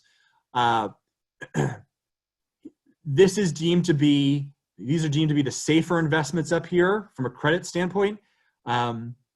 These are deemed to be the riskier investments. Now, the only thing that these investments are talking about is what Moody's and S&P believe is the risk of default. Some of the biggest shortcomings is that these ratings don't speak to 90% of what's important. It doesn't talk about the price of the bond. It doesn't talk about the yield of the bond. It doesn't talk about the maturity of the bond. It doesn't talk about the interest rate sensitivity of the bond. So you've got and it also doesn't talk about how one bond is priced relative to another bond and why another bond might be a better value than this other bond, okay? It misses 90% of the investment equation. And the fact that investors just focus on the rating is not good. Because first of all, it misses the boat. Next, a rating can go years without changing. It can go a decade. And so if you, let's say that your primary criterion is a bonds rating and you just focus on, okay, well, what's going on with this rating? And if the rating goes up, then I'm going to buy the bond. Well, it's going to be crickets for a long time because oftentimes these ratings don't change. We're also going to talk about how the methodologies in which ratings are calculated are flawed. And so when they talk about default risk, they often miss the boat on even that. Now, why ratings are important is two reasons. So first, ratings can impact the price of the bond. So if you look at bonds that are rated down in this neck of the woods, okay, triple B,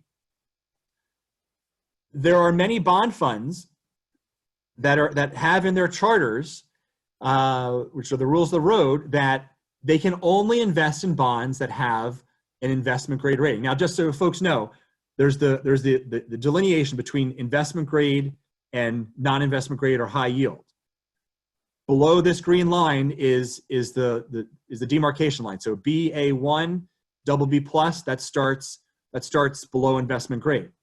I'm going to show you how there are many companies out there, and this is another blog post called Wine Pouring Catch Up on Bond Ratings. There are many bonds that are rated below investment grade that actually have stronger financials than those that are rated up here.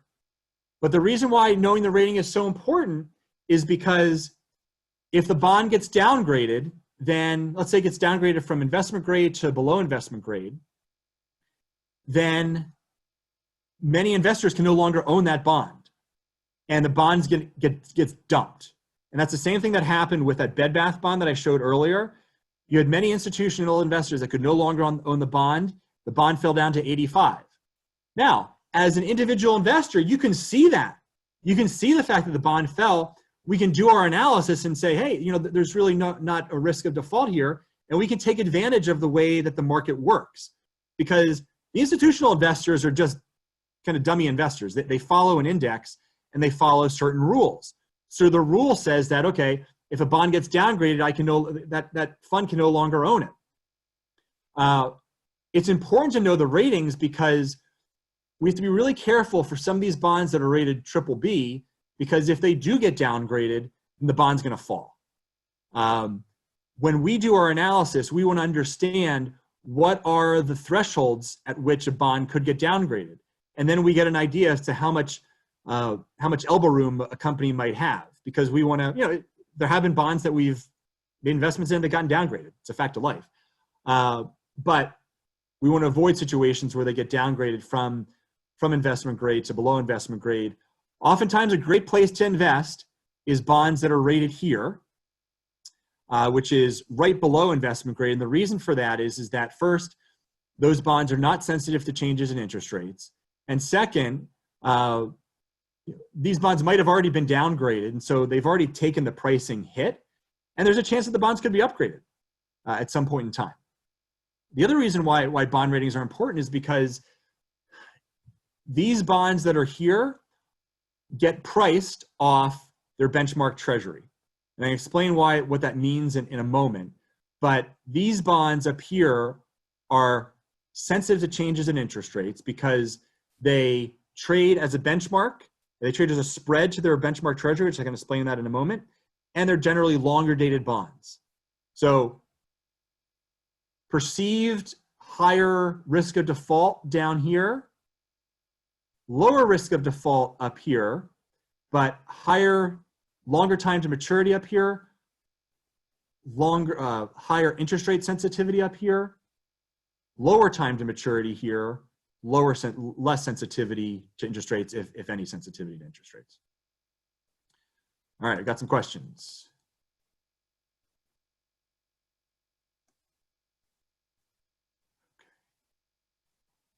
All right. Will you post the slides? Yes, I will. I have everyone's email address, so I will send a PDF of the document. I'm also recording this, so I'll send out a webcast. All right. Next question. Is today a good entry point to start investing in corporates, or is it better to wait until the market settles down? So that's an excellent question. When we make our recommendations, things are either buy, sell, or hold. All of our recommendations today are holds. We're waiting for, so it means that if you, let's say you came as a subscriber today, we have everything as a hold. We're going to be changing some recommendations to buys as things settle down.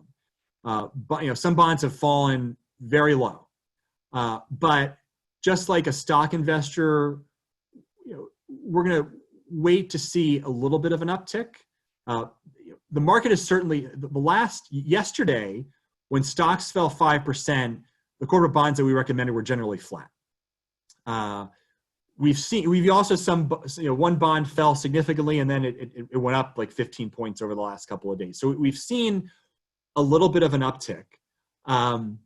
What we generally recommend folks do is, we're not going to call the market. We're not going to say today is the bottom.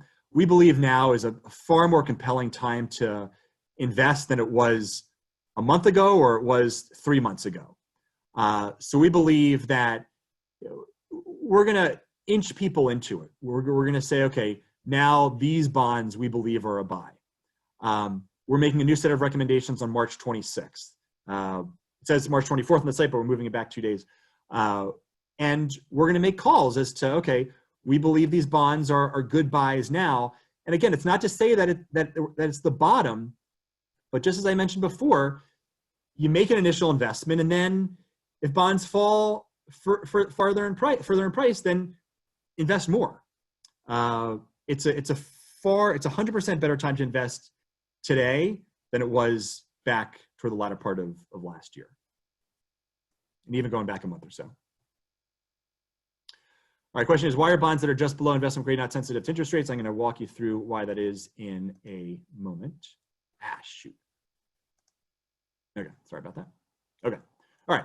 So I talked about the methodologies of the rating agencies and why you can't trust them. Now, as I mentioned before, the risk of default is the only thing that the bond rating is speaking to. It's not talking about the investability of the bond. It's not talking about the value, because it doesn't factor in the price, the yield, the maturity, interest rate sensitivity. And what the bond rating agencies have done is they've effectively created what I would call analysis paralysis.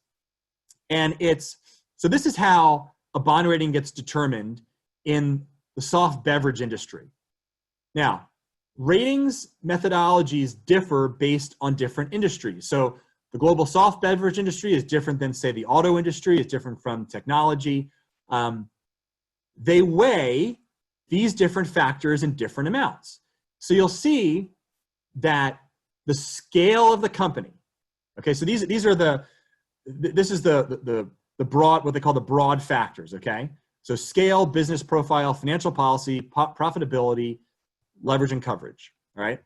This is the sub-factor. So scale is solely determined by the revenue of the company, okay, how big it is. That determines 16% of its weighting.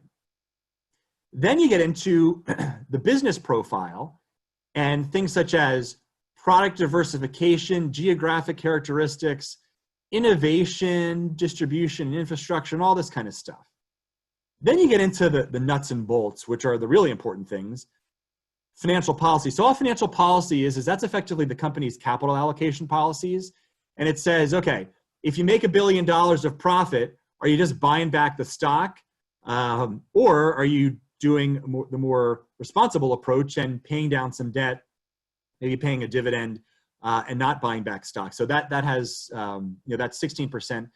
Then profitability, that's its margin, and then leverage and coverage, which I'm going to talk about a little bit. And all those are the credit ratios. So you're looking at what is the company's debt? How does the company's debt compare to the cash flow that the company has? How does the company's cash flow compare to its interest expense? The jarring thing in this is that size and these fuzzy metrics account for the majority of the rating. So just because you're diverse and because you're supposedly innovative, or you've got brand strength or all this other stuff, you're going to be advantaged over, say, a smaller company that may not have, maybe it's just based in the US. Maybe it doesn't have markets around the world.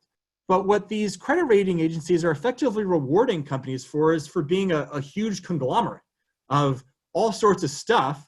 You think about how GE would factor into this, okay? Go back a number of years ago, GE had huge revenues, diversified products, geographic, characteristics. GE was probably deemed to be innovative, but do you really want an analyst at S&P or Moody's determining how innovative a company is? We don't believe in just because a company has more revenue that it has a lower risk of default. We don't believe that just because a company has more product lines that it has lower risk of default. What if it's not in good product lines? What if it's done an acquisition of a company that diversifies the revenue stream but actually makes it a worse company and spend a lot of money for it? We don't believe that makes a whole lot of sense. We focus on these metrics down here. So we focus on financial policy, profitability, leverage, and coverage. That's the nuts and bolts of our analysis, and that's the nuts and bolts of every bond that we look at before we make a recommendation. We want to know, how is it growing? We want to understand, what are the upcoming maturities of the company? We want to understand, is there a significant stock buyback, or is it actually paying down debt? We look at these credit ratios, which we're going to get into in a moment. So even the things that the credit rating agencies are supposed to get right, the basics, they're not right. And that's why you can look at many companies that are rated down here that can oftentimes have stronger financials than those rated up here. And the reason for that is because let's take a look at a company that says it's a couple $2 billion based in the US, has a couple product lines. Up until recently, Kraft Heinz, which had horrible financials, it had been rated investment grade for the longest time. Finally, it got downgraded. But the only reason why Kraft Heinz was investment grade was because it had all this stuff. It was big, diverse products, all that kind of stuff. All right, we got a question. Do we look at bonds that are convertible? No, we just focus on plain vanilla US corporate bonds. All right. Okay, so let's start. There have been a fair amount of questions as to what causes bond prices to move, and also why an investment grade bond is more sensitive to changes in treasury yields than one that is rated below investment grade. And so here's how the world works from a bond investor standpoint. This is I've shown Kroger 46 bond, 4 to 43, and then Consolidated Communications of 22. This is the yield to maturity of the respective bonds. And I believe this was from maybe like a number of weeks ago.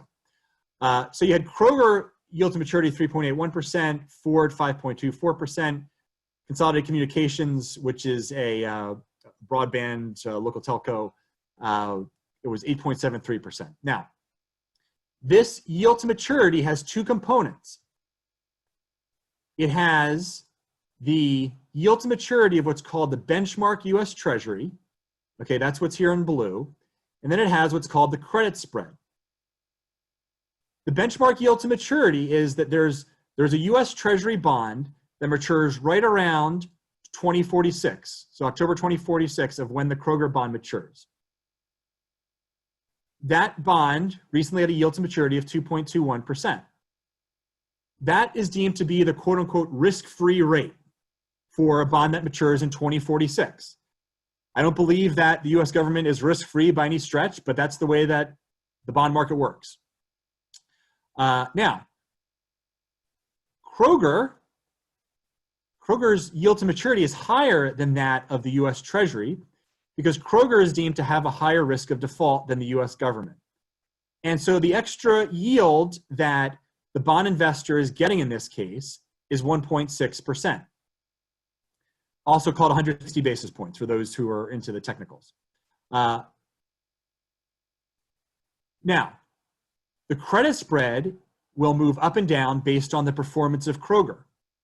As Kroger's performance improves, this credit spread will shrink. As it worsens, the credit spread will go up. Also, as market events transpire, this credit spread could shrink or go up. So as there's been less liquidity available in the market, and as there's been more risk deemed to be in the market, this credit spread has gone up. When the credit spread goes up, the bond's yield to maturity, and I'm going to draw one more time, the bond's yield to maturity comes up, okay? So it comes up to north of 5% as this credit spread has come up. So in this case, what's happened is the treasury, okay, the treasury yield has gone down, but then the credit spread has gone up. And what's happened is that the yield to maturity on this bond has gone up from 3.81% up to north of 5%. So if you think about what causes this bond to move, as this yield to maturity of the treasury bond moves up and down, okay, that's going to cause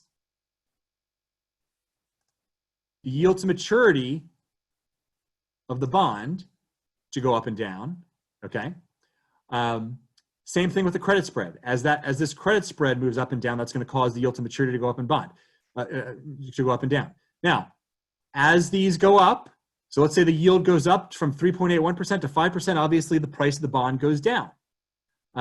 Similarly, the opposite way. So let's say that all this stuff was coming down. Let's say the credit spread was shrinking, the yield to maturity was shrinking, then the bond price would go up. Okay, now you've got Ford has a wider credit spread than Kroger. So Ford is going to be more sensitive to, Ford is still going to move up and down based on changes to the treasury. Now, one interesting thing about Ford is what's called a split rated bond, meaning that one rating agency has it rated above investment grade, one rating agency has it rated below investment grade. That bond will have less sensitivity than the Kroger bond because depending on the trading desk, it may or may not index it to the treasury. So just so folks know that this is what's driving bond prices. It's credit spreads and it's yield to maturity of the benchmark treasury. Now, for bonds rated below investment grade, and just so you know, when that bond is quoted, okay, when the bond is quoted on a Wall Street trading desk, that bond would be quoted at, say, 165, 160, okay?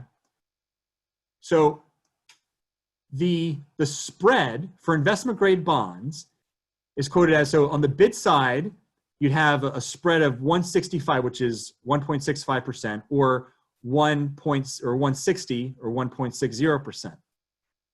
What happens is that when a bond gets quoted on a Wall Street trading desk, this treasury, okay, this treasury right here is moving up and down throughout the day, okay? But when an institutional investor looks to buy this bond, it knows that the treasury is moving up and down.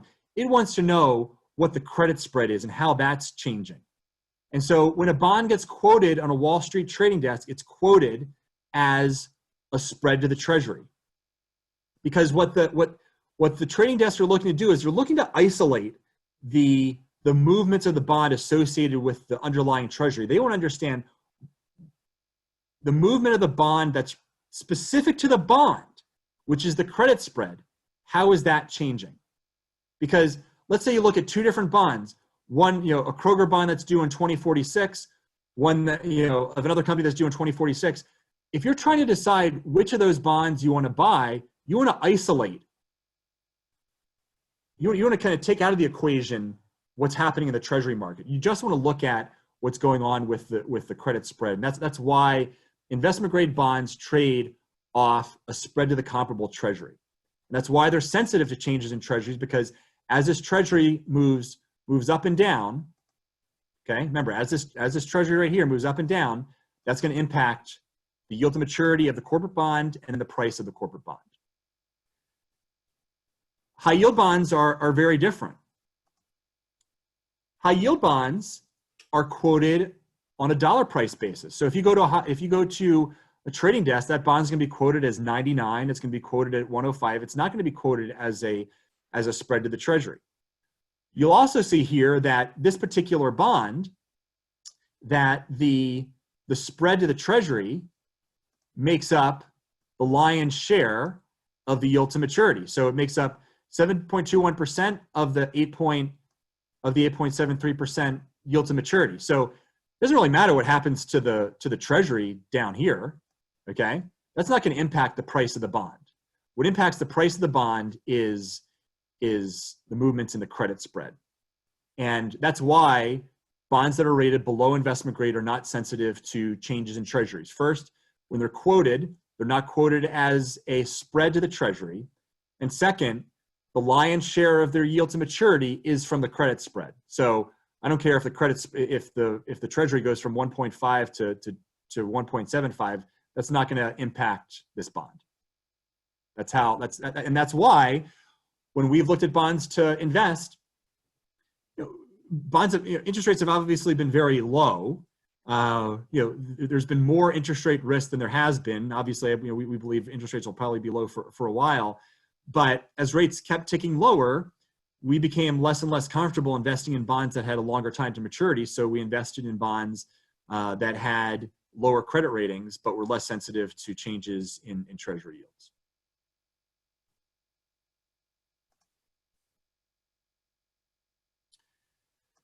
All right, we got another question. Okay. What happens to a corporate bond if a company is sold or merges? And that's actually, it's a perfect segue to a discussion that I'm going to talk about in a moment with one of the bonds that we recommended. But what happens is that the buying company assumes the debt, and that can either work out very well for a bondholder or not so well. And I'm going to explain to you why that is. High level, if you're being acquired by a company that has a higher credit quality than the company being acquired, then the price of the bond should go up, because the person or the company who's now responsible for paying that bond has greater has a lower risk of default. And that, but you can also have a case where, for instance, if Xerox is successful in buying HP is a really strong balance sheet. If Xerox was to buy HP, it'd be a dog. The balance sheet would be horrible. So that's, and we're always very mindful of the impact of acquisitions through for different companies. All right, let's move along. Okay, so now everyone on this webinar can read the bond tables from the Wall Street Journal. And here's how you read them. Okay, investment grade spreads that tighten the most. So now everybody knows that, okay, here's why they talk about investment grade spreads. When it says current 353, so that's reflected in basis points. So back here when I showed 1.60, that's the same as 160 basis points. Okay, 100 basis points equals 1 full percentage point. So you'll see that here you had, spreads 353 basis points, 28 basis points, or 155. You'll see what they changed in one day. And the reason why it's shown like this is because investment grade bonds trade off the benchmark treasury. That's why we're showing, okay, these spreads, quote unquote, tightened. When it says tightened, that means that they went lower. since the spread tightened, it means that the bonds yield to maturity went down, the price likely went up, assuming nothing happened with the treasury. And then the spreads that widened the most. Okay, that's why they're shown like that. Same thing with high yield. It says high yield issues with the biggest price increases. Here, we're not talking about spread. We're talking about the dollar price. And we're saying, okay, this bond moved 1.99 points higher. And it shows how bond price is a percentage of their face value. All right. So let's talk about how we make investment decisions. And we may, I had until, take us to noon, but we're likely going to go over that a little bit. We'll keep answering questions as long as folks have them, but I'll try to wrap up the presentation over the next 10 or 15 minutes.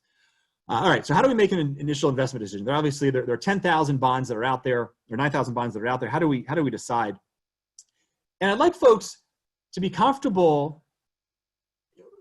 People on this call, I'm sure, are comfortable with PE ratios, but there are also ratios you can look at for bonds. And those ratios are even more objective than say a price to earnings ratio.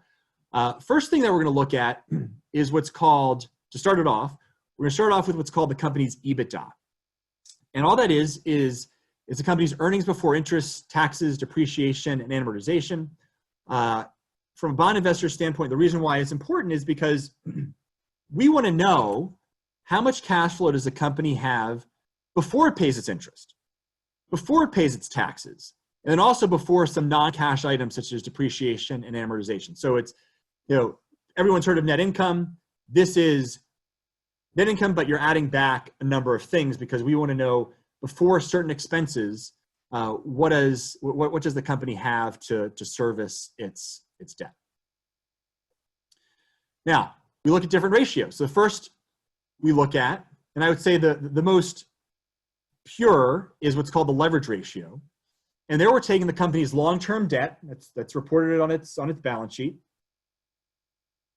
and we're dividing that by the company's EBITDA, generally over the last 12 months. And so obviously, the lower leverage ratio that the company has, it means that it has a lower level of debt relative to its cash flow. And so it has a lower risk of default. Similarly, if it's high, then you've got a higher risk of default. Interest coverage works the opposite way in that we want to know of the company's cash flow, what are its obligations with regard to interest. So if you've got, let's say you've got EBITDA of $1 billion and you've got interest expense of $100 million, then you've got interest coverage of 10 times. That's a comfortable interest coverage ratio. If it's an interest coverage of 2 times, you start to get a little bit nervous. And that's why we have this, what I call the corporate bond sweat meter.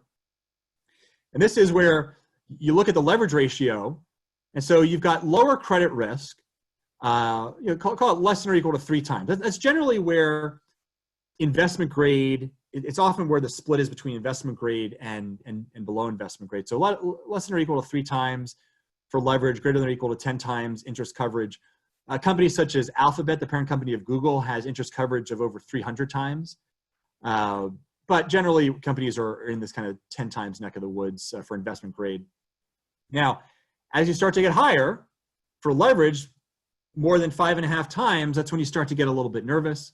Now, JCPenney's leverage ratio had gotten all the way up to 8 times. Now, I believe it's kind of in the 6s as it reported a little bit of a better quarter. But it's able to keep going because it doesn't have the financial covenants. Now, there was a question before as to which financial covenants are most important. So again, all the financial covenant is it provides limitations as to the behavior of a company. A very typical financial covenant is a leverage ratio covenant. And it'll say that a company cannot have a leverage ratio of higher than, say, 3.75 times. If it goes higher than that, then it can do one of 2 things. It might default, or it can negotiate potentially better terms with its creditors. An example of this is Tupperware. So Tupperware had a leverage ratio of about 3.6 times.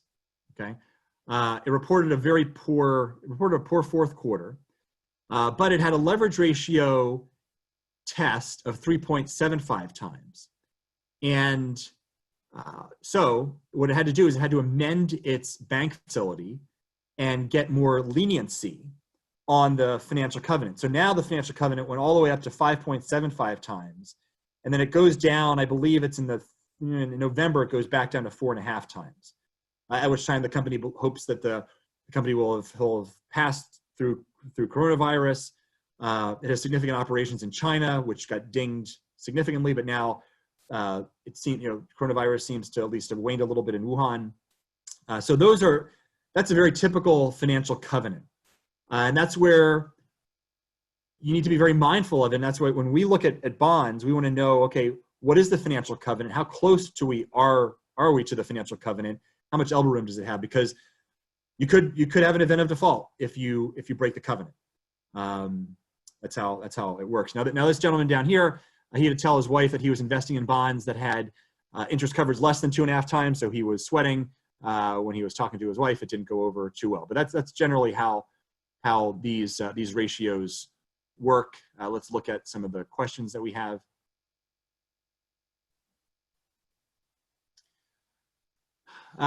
Question is, do you ever look at funds from operations to debt? I would. There are obviously different ways to calculate that. You would look, generally how I've seen that is you take CapEx out of so CapEx, if you think about it, CapEx is capital expenditures. That obviously is not included in EBITDA. Arguably, it's a very important part of the company's operations. When we look at the ratios, we look at the ratios that we've talked about, but then we look at the company's capital allocation. And so we'll see, okay, let's say the company had $1 billion of EBITDA. What did it pay for interest expense? What did it pay for capital expenditures? What did it pay for debt payback, stock buybacks? And that all becomes part of our overall analysis. Okay, next question. How do you use EBITDA when it may be changing dramatically? That's the case where, if you think about it, when a leverage ratio is calculated, it's done on a trailing 12 months basis. And so it will take a little bit of time for that leverage ratio to change. But for instance, JCPenney, we recommended the bonds a long, long time ago. The leverage ratio was kind of it was in the 4s, but then we stopped recommending it. The leverage ticked up, and now the leverage has come down. It's one of those things where it's why you can't just look at a bond's rating and a bond's yield. You need to understand, and these are all the things that we show subscribers. You need to understand, okay, what's the ratio? What do the ratios look like? What does the growth of the company's cash flow look like?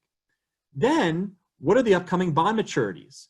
How much are they? When are they due? Because if you know that, and then also like what type of account, how much cash does the company have on its balance sheet? So a perfect example would be Expedia. So Expedia is going to have a bad year, let's face it. But it has $4 billion of debt, and until a couple of days ago, it had $4 billion of cash, and then less debt than cash. Now, what it did is it drew down on its credit lines, and so now it has about $6 billion of cash and then a similar level of debt. So that's a case where we can say, okay, Expedia is going to have probably a really, it's going to have a bad Q1 might be okay, but Q2 is going to be a disaster probably. And then Q3, the summer, who knows? But we know the bonds that it has coming up that are maturing, and then we know how much cash it has. So that's a case where we can get comfortable with a company that might have heavily fluctuating operations, but if we know the overall story of the company, we can then make an investment decision on the company. And if a bond and we look at how far the bond has fallen now to 72 cents on the dollar, we know that can be a compelling investment.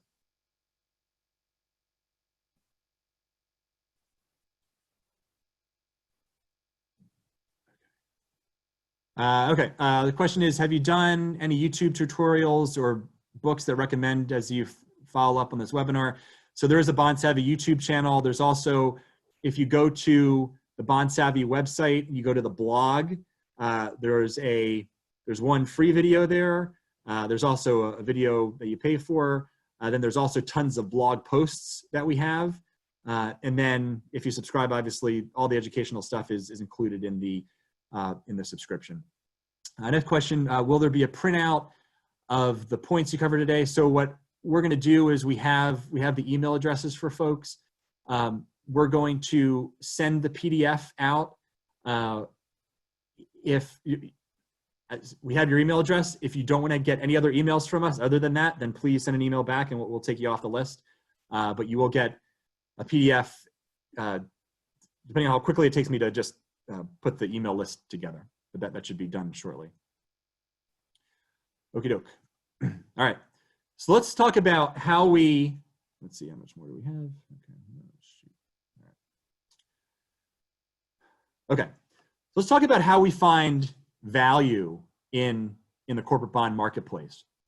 Now, this is a case where we want to know what are the different bonds priced at. So these are bonds that we had recently recommended: Verizon, Bed Bath, Tiffany, and Albertsons.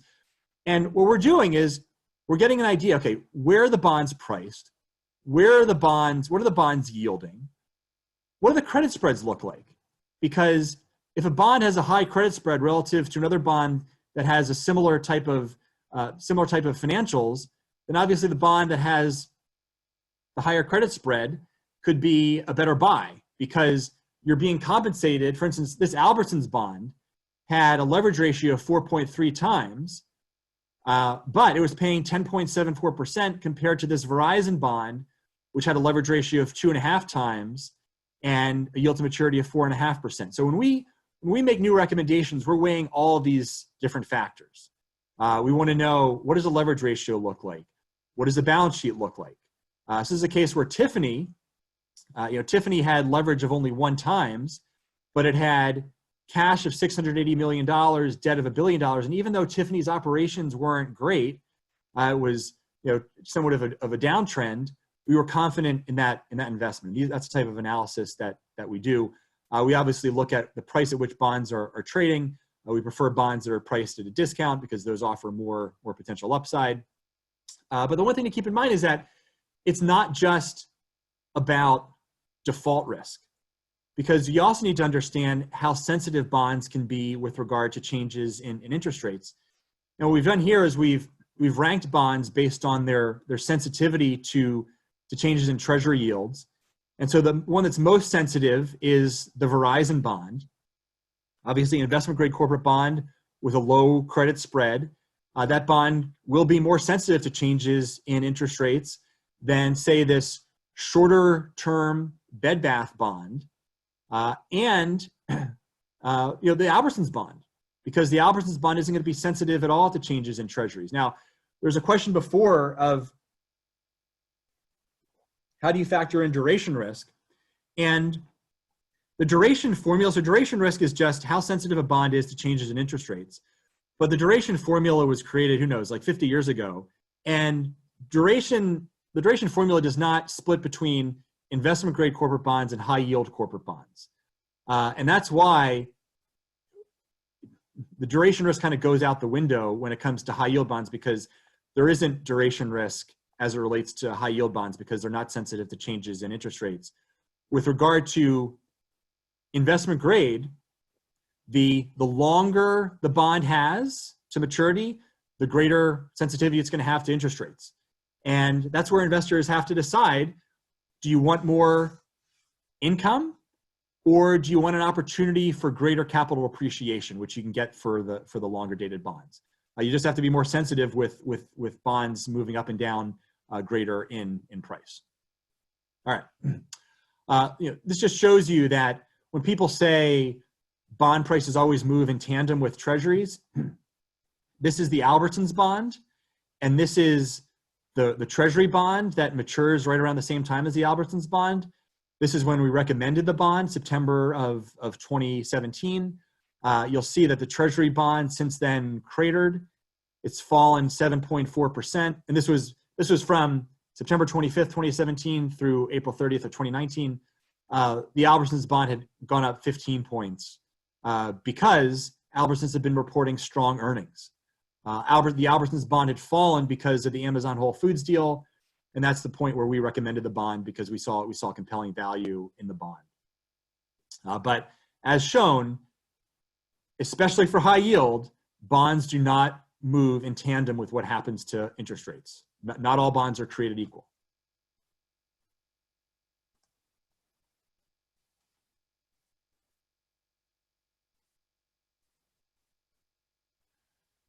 Okay, question. When you make a recommendation, how much time do subscribers usually have to make a purchase that is still within the price range that's triggered? It all depends on how quickly the markets are moving. Sometimes we could make a recommendation and the price could stay where it is for a good period of time. Sometimes the bond prices might move up or down. It all kind of depends. It's not to say that you need to, we generally recommend is people, they look at the recommendations and then make an initial investment, and then over time buy potentially more depending on what happens with the bond and what happens with the price of the bond.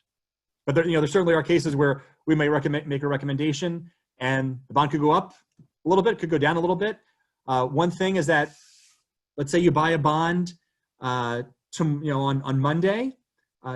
Don't get scared when you open up your statement because what'll happen is that the price at which you buy the bond is obviously at the offer price, but then the price that's shown on your statement or in your brokerage account, that's shown at the bid price. And that's what's called an evaluated price, which is basically an estimated price.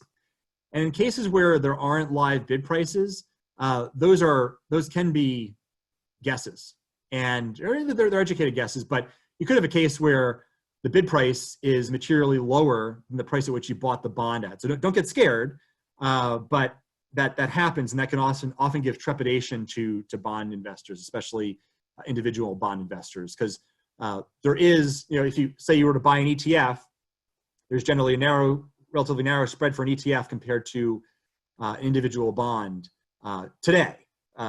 Normal times, individual corporate bond spreads are generally pretty narrow. All right, let's talk about how to actually make the investments and why we believe investing actively is a better solution than buying and investing in a bond ladder. This is a distribution of bond prices. And this was taken June 13th of 2019. And it shows how the offer prices were distributed. And this is how the bond prices are quoted. And it shows that for bonds between par 100 and less than 110, it was 33% of the bonds.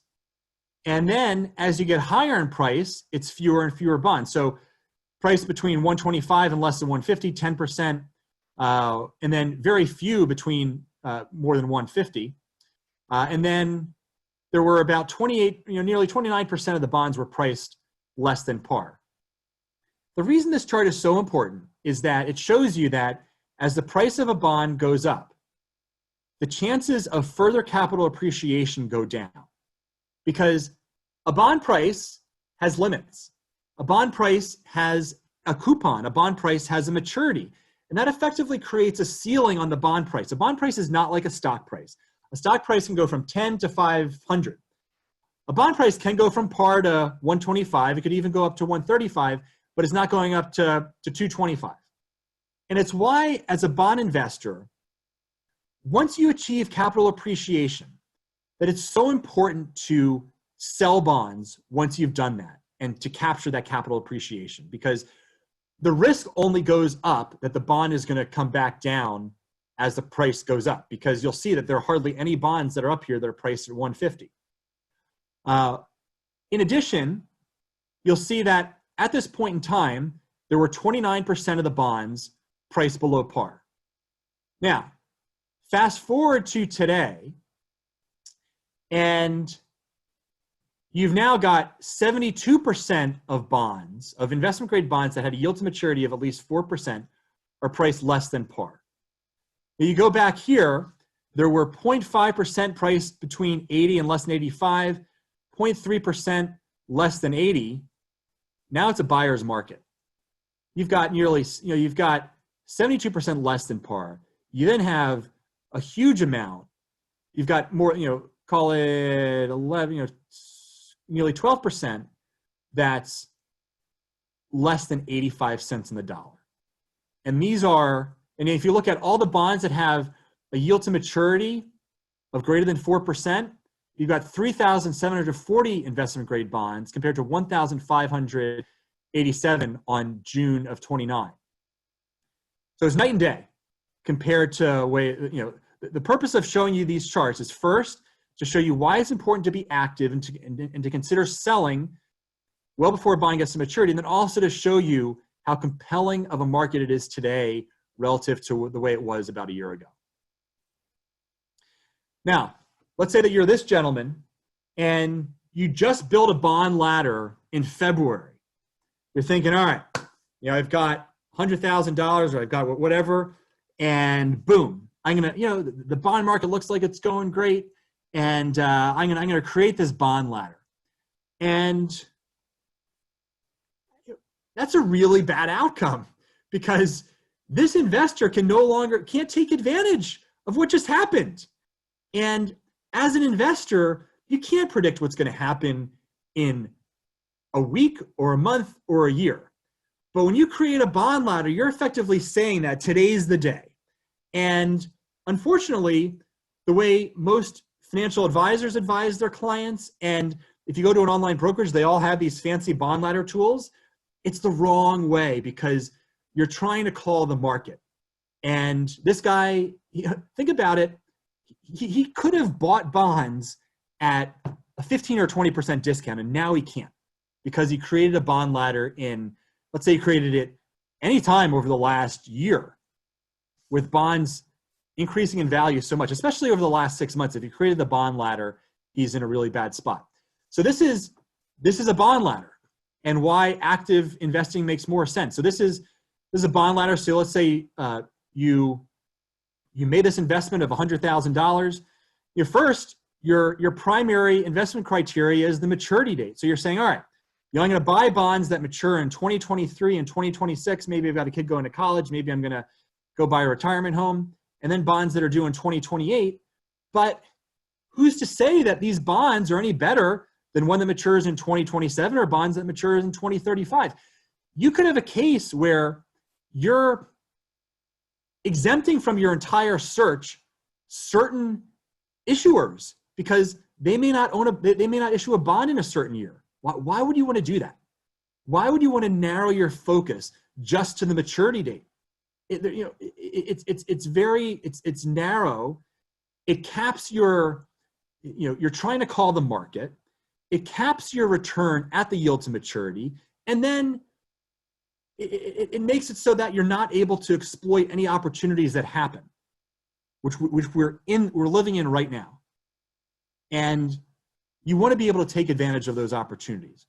You want to have your investment criteria based on objective analysis and not just based on some arbitrary maturity date. What we propose is an active approach, and we make an initial investment, and then we're investing over time.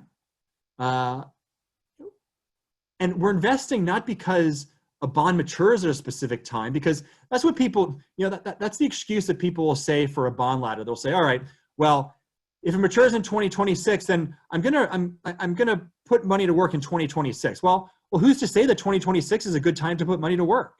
Now is a fantastic time, heck of a lot better than it has in the past to put money to work. It's not to say that markets could still go down, but that's something that we can closely monitor and maybe invest more over time if markets do go down.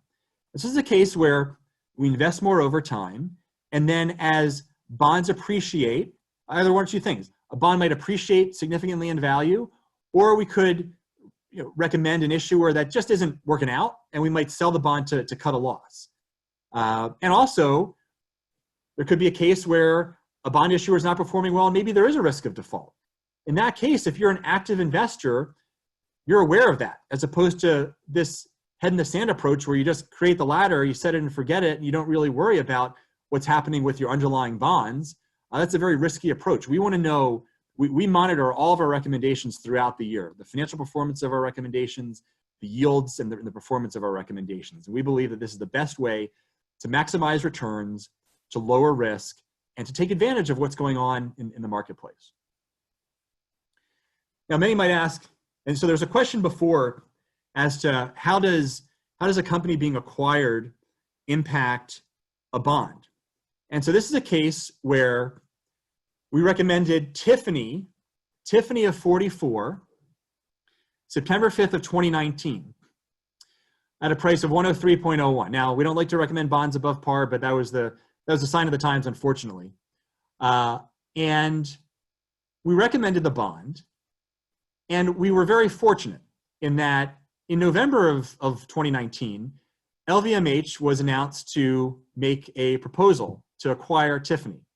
Now, LVMH is a huge company, and it was believed that the rating would increase, the credit quality would increase, and then when they signed a definitive agreement in November of 25th, I believe it was, the bond went through the roof. So the bond went from 103 up to as high as about 130.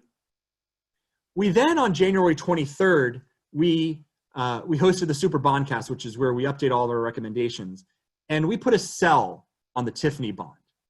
And the reason we put a sell on the Tiffany bond is that if you look at the credit spread, so the credit spread on the Tiffany bond went from 2.71% all the way down to 0.96%, which is just a little bit higher than, say, an Apple bond. An Apple bond at this point in time might have a credit spread of called 0.7. As this is a case where when we looked at Tiffany, it had decent performance, but its revenues were going down. And you never really know if a merger is going to take place or not. And so there's always risk in that. And actually what happened with the COVID-19 breakout, there's now more risk that the deal might not happen. And so the Tiffany bonds have fallen back to 113. So this is a case where LVMH announced that it was buying the company. Investors believe that, okay, the credit rating is going to go up. The credit spread shrunk. There was greater interest in the bond. And it was believed to be combined a better credit quality than it was with Tiffany standalone. I'd argue with that a little bit because the financial disclosures that were available weren't the best. And I would actually argue that the company might have been a little bit worse than it was. But anytime you have a case where the bond price surges and the company and the credit spread shrinks, but the credit of the company hasn't really improved, that's generally a good time to sell the bond. There is a question.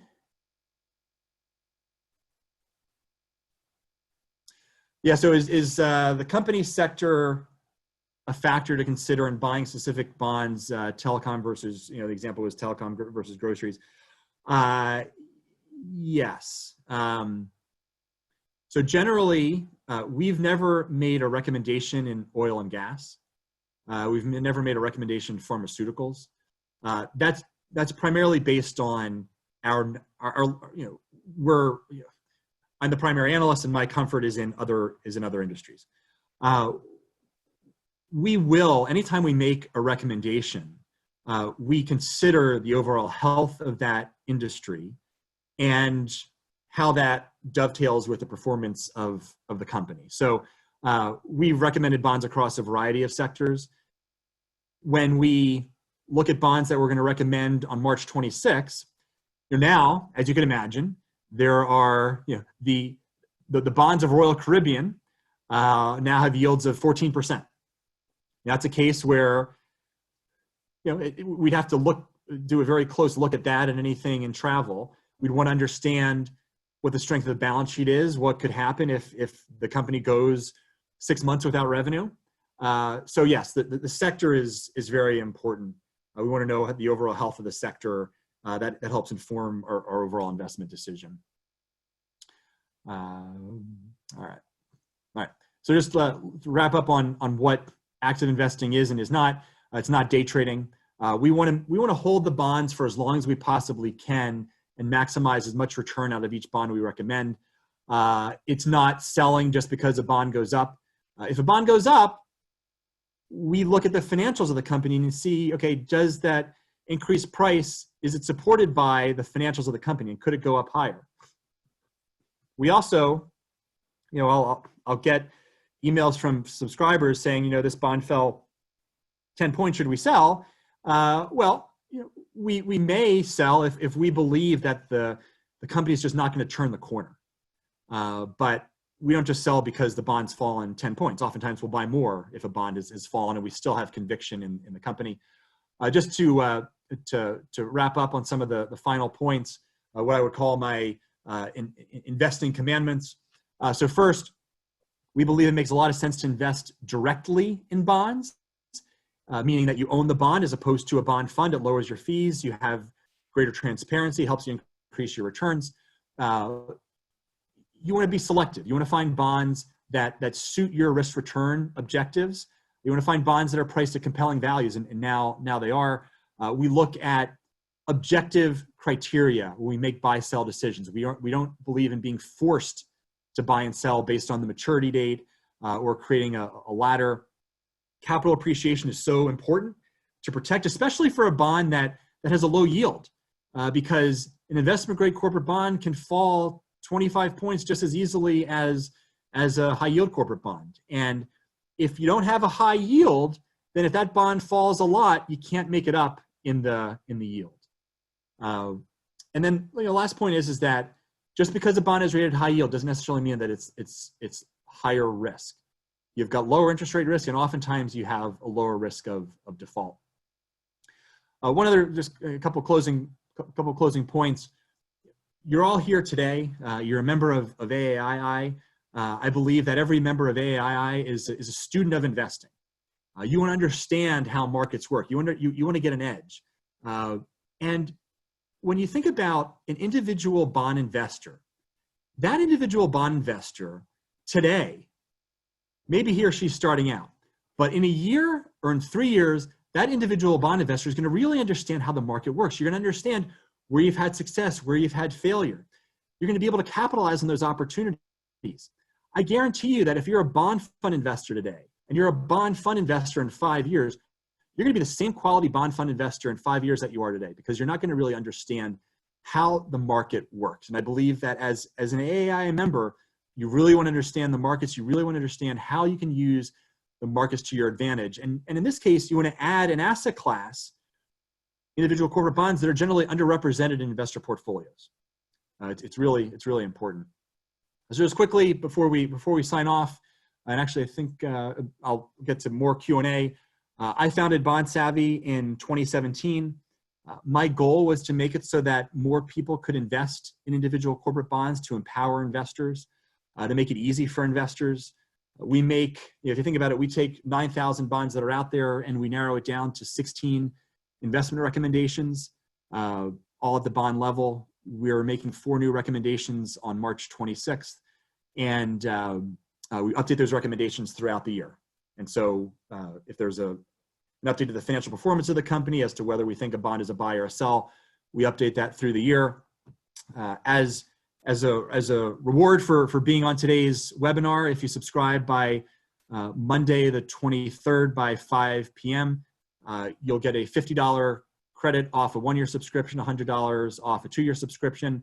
What you would do is you would just pay for the subscription, and then we would credit you, and it would show up on your credit card within about a week. Just when you go and you fill out the subscription form, just show that you heard from the AAII presentation. I believe there is one other question. There's my contact information in case you have any other questions from, okay. Where will the replay of the presentation be available? What I'm gonna do is so I've been recording this. I'm gonna send out a replay to everyone who registered for this. I'll also send out a PDF, and that'll be that. So I think those are all the questions that we have. Again, thank you so much. There's a question about how much is the subscription after the discount. I just recommend just going to the website. You'll see click Get Started. You'll see the different subscription options up there. Thank you so much for joining. I hope that this helped expose you to a new investment that you may not have considered before, to help you understand how these investments work and how you can use them to your advantage. Thanks so much to the chapter for inviting me to present, and thinking about everybody with getting through the COVID-19. And so obviously best wishes to you and your family. Thank you so much.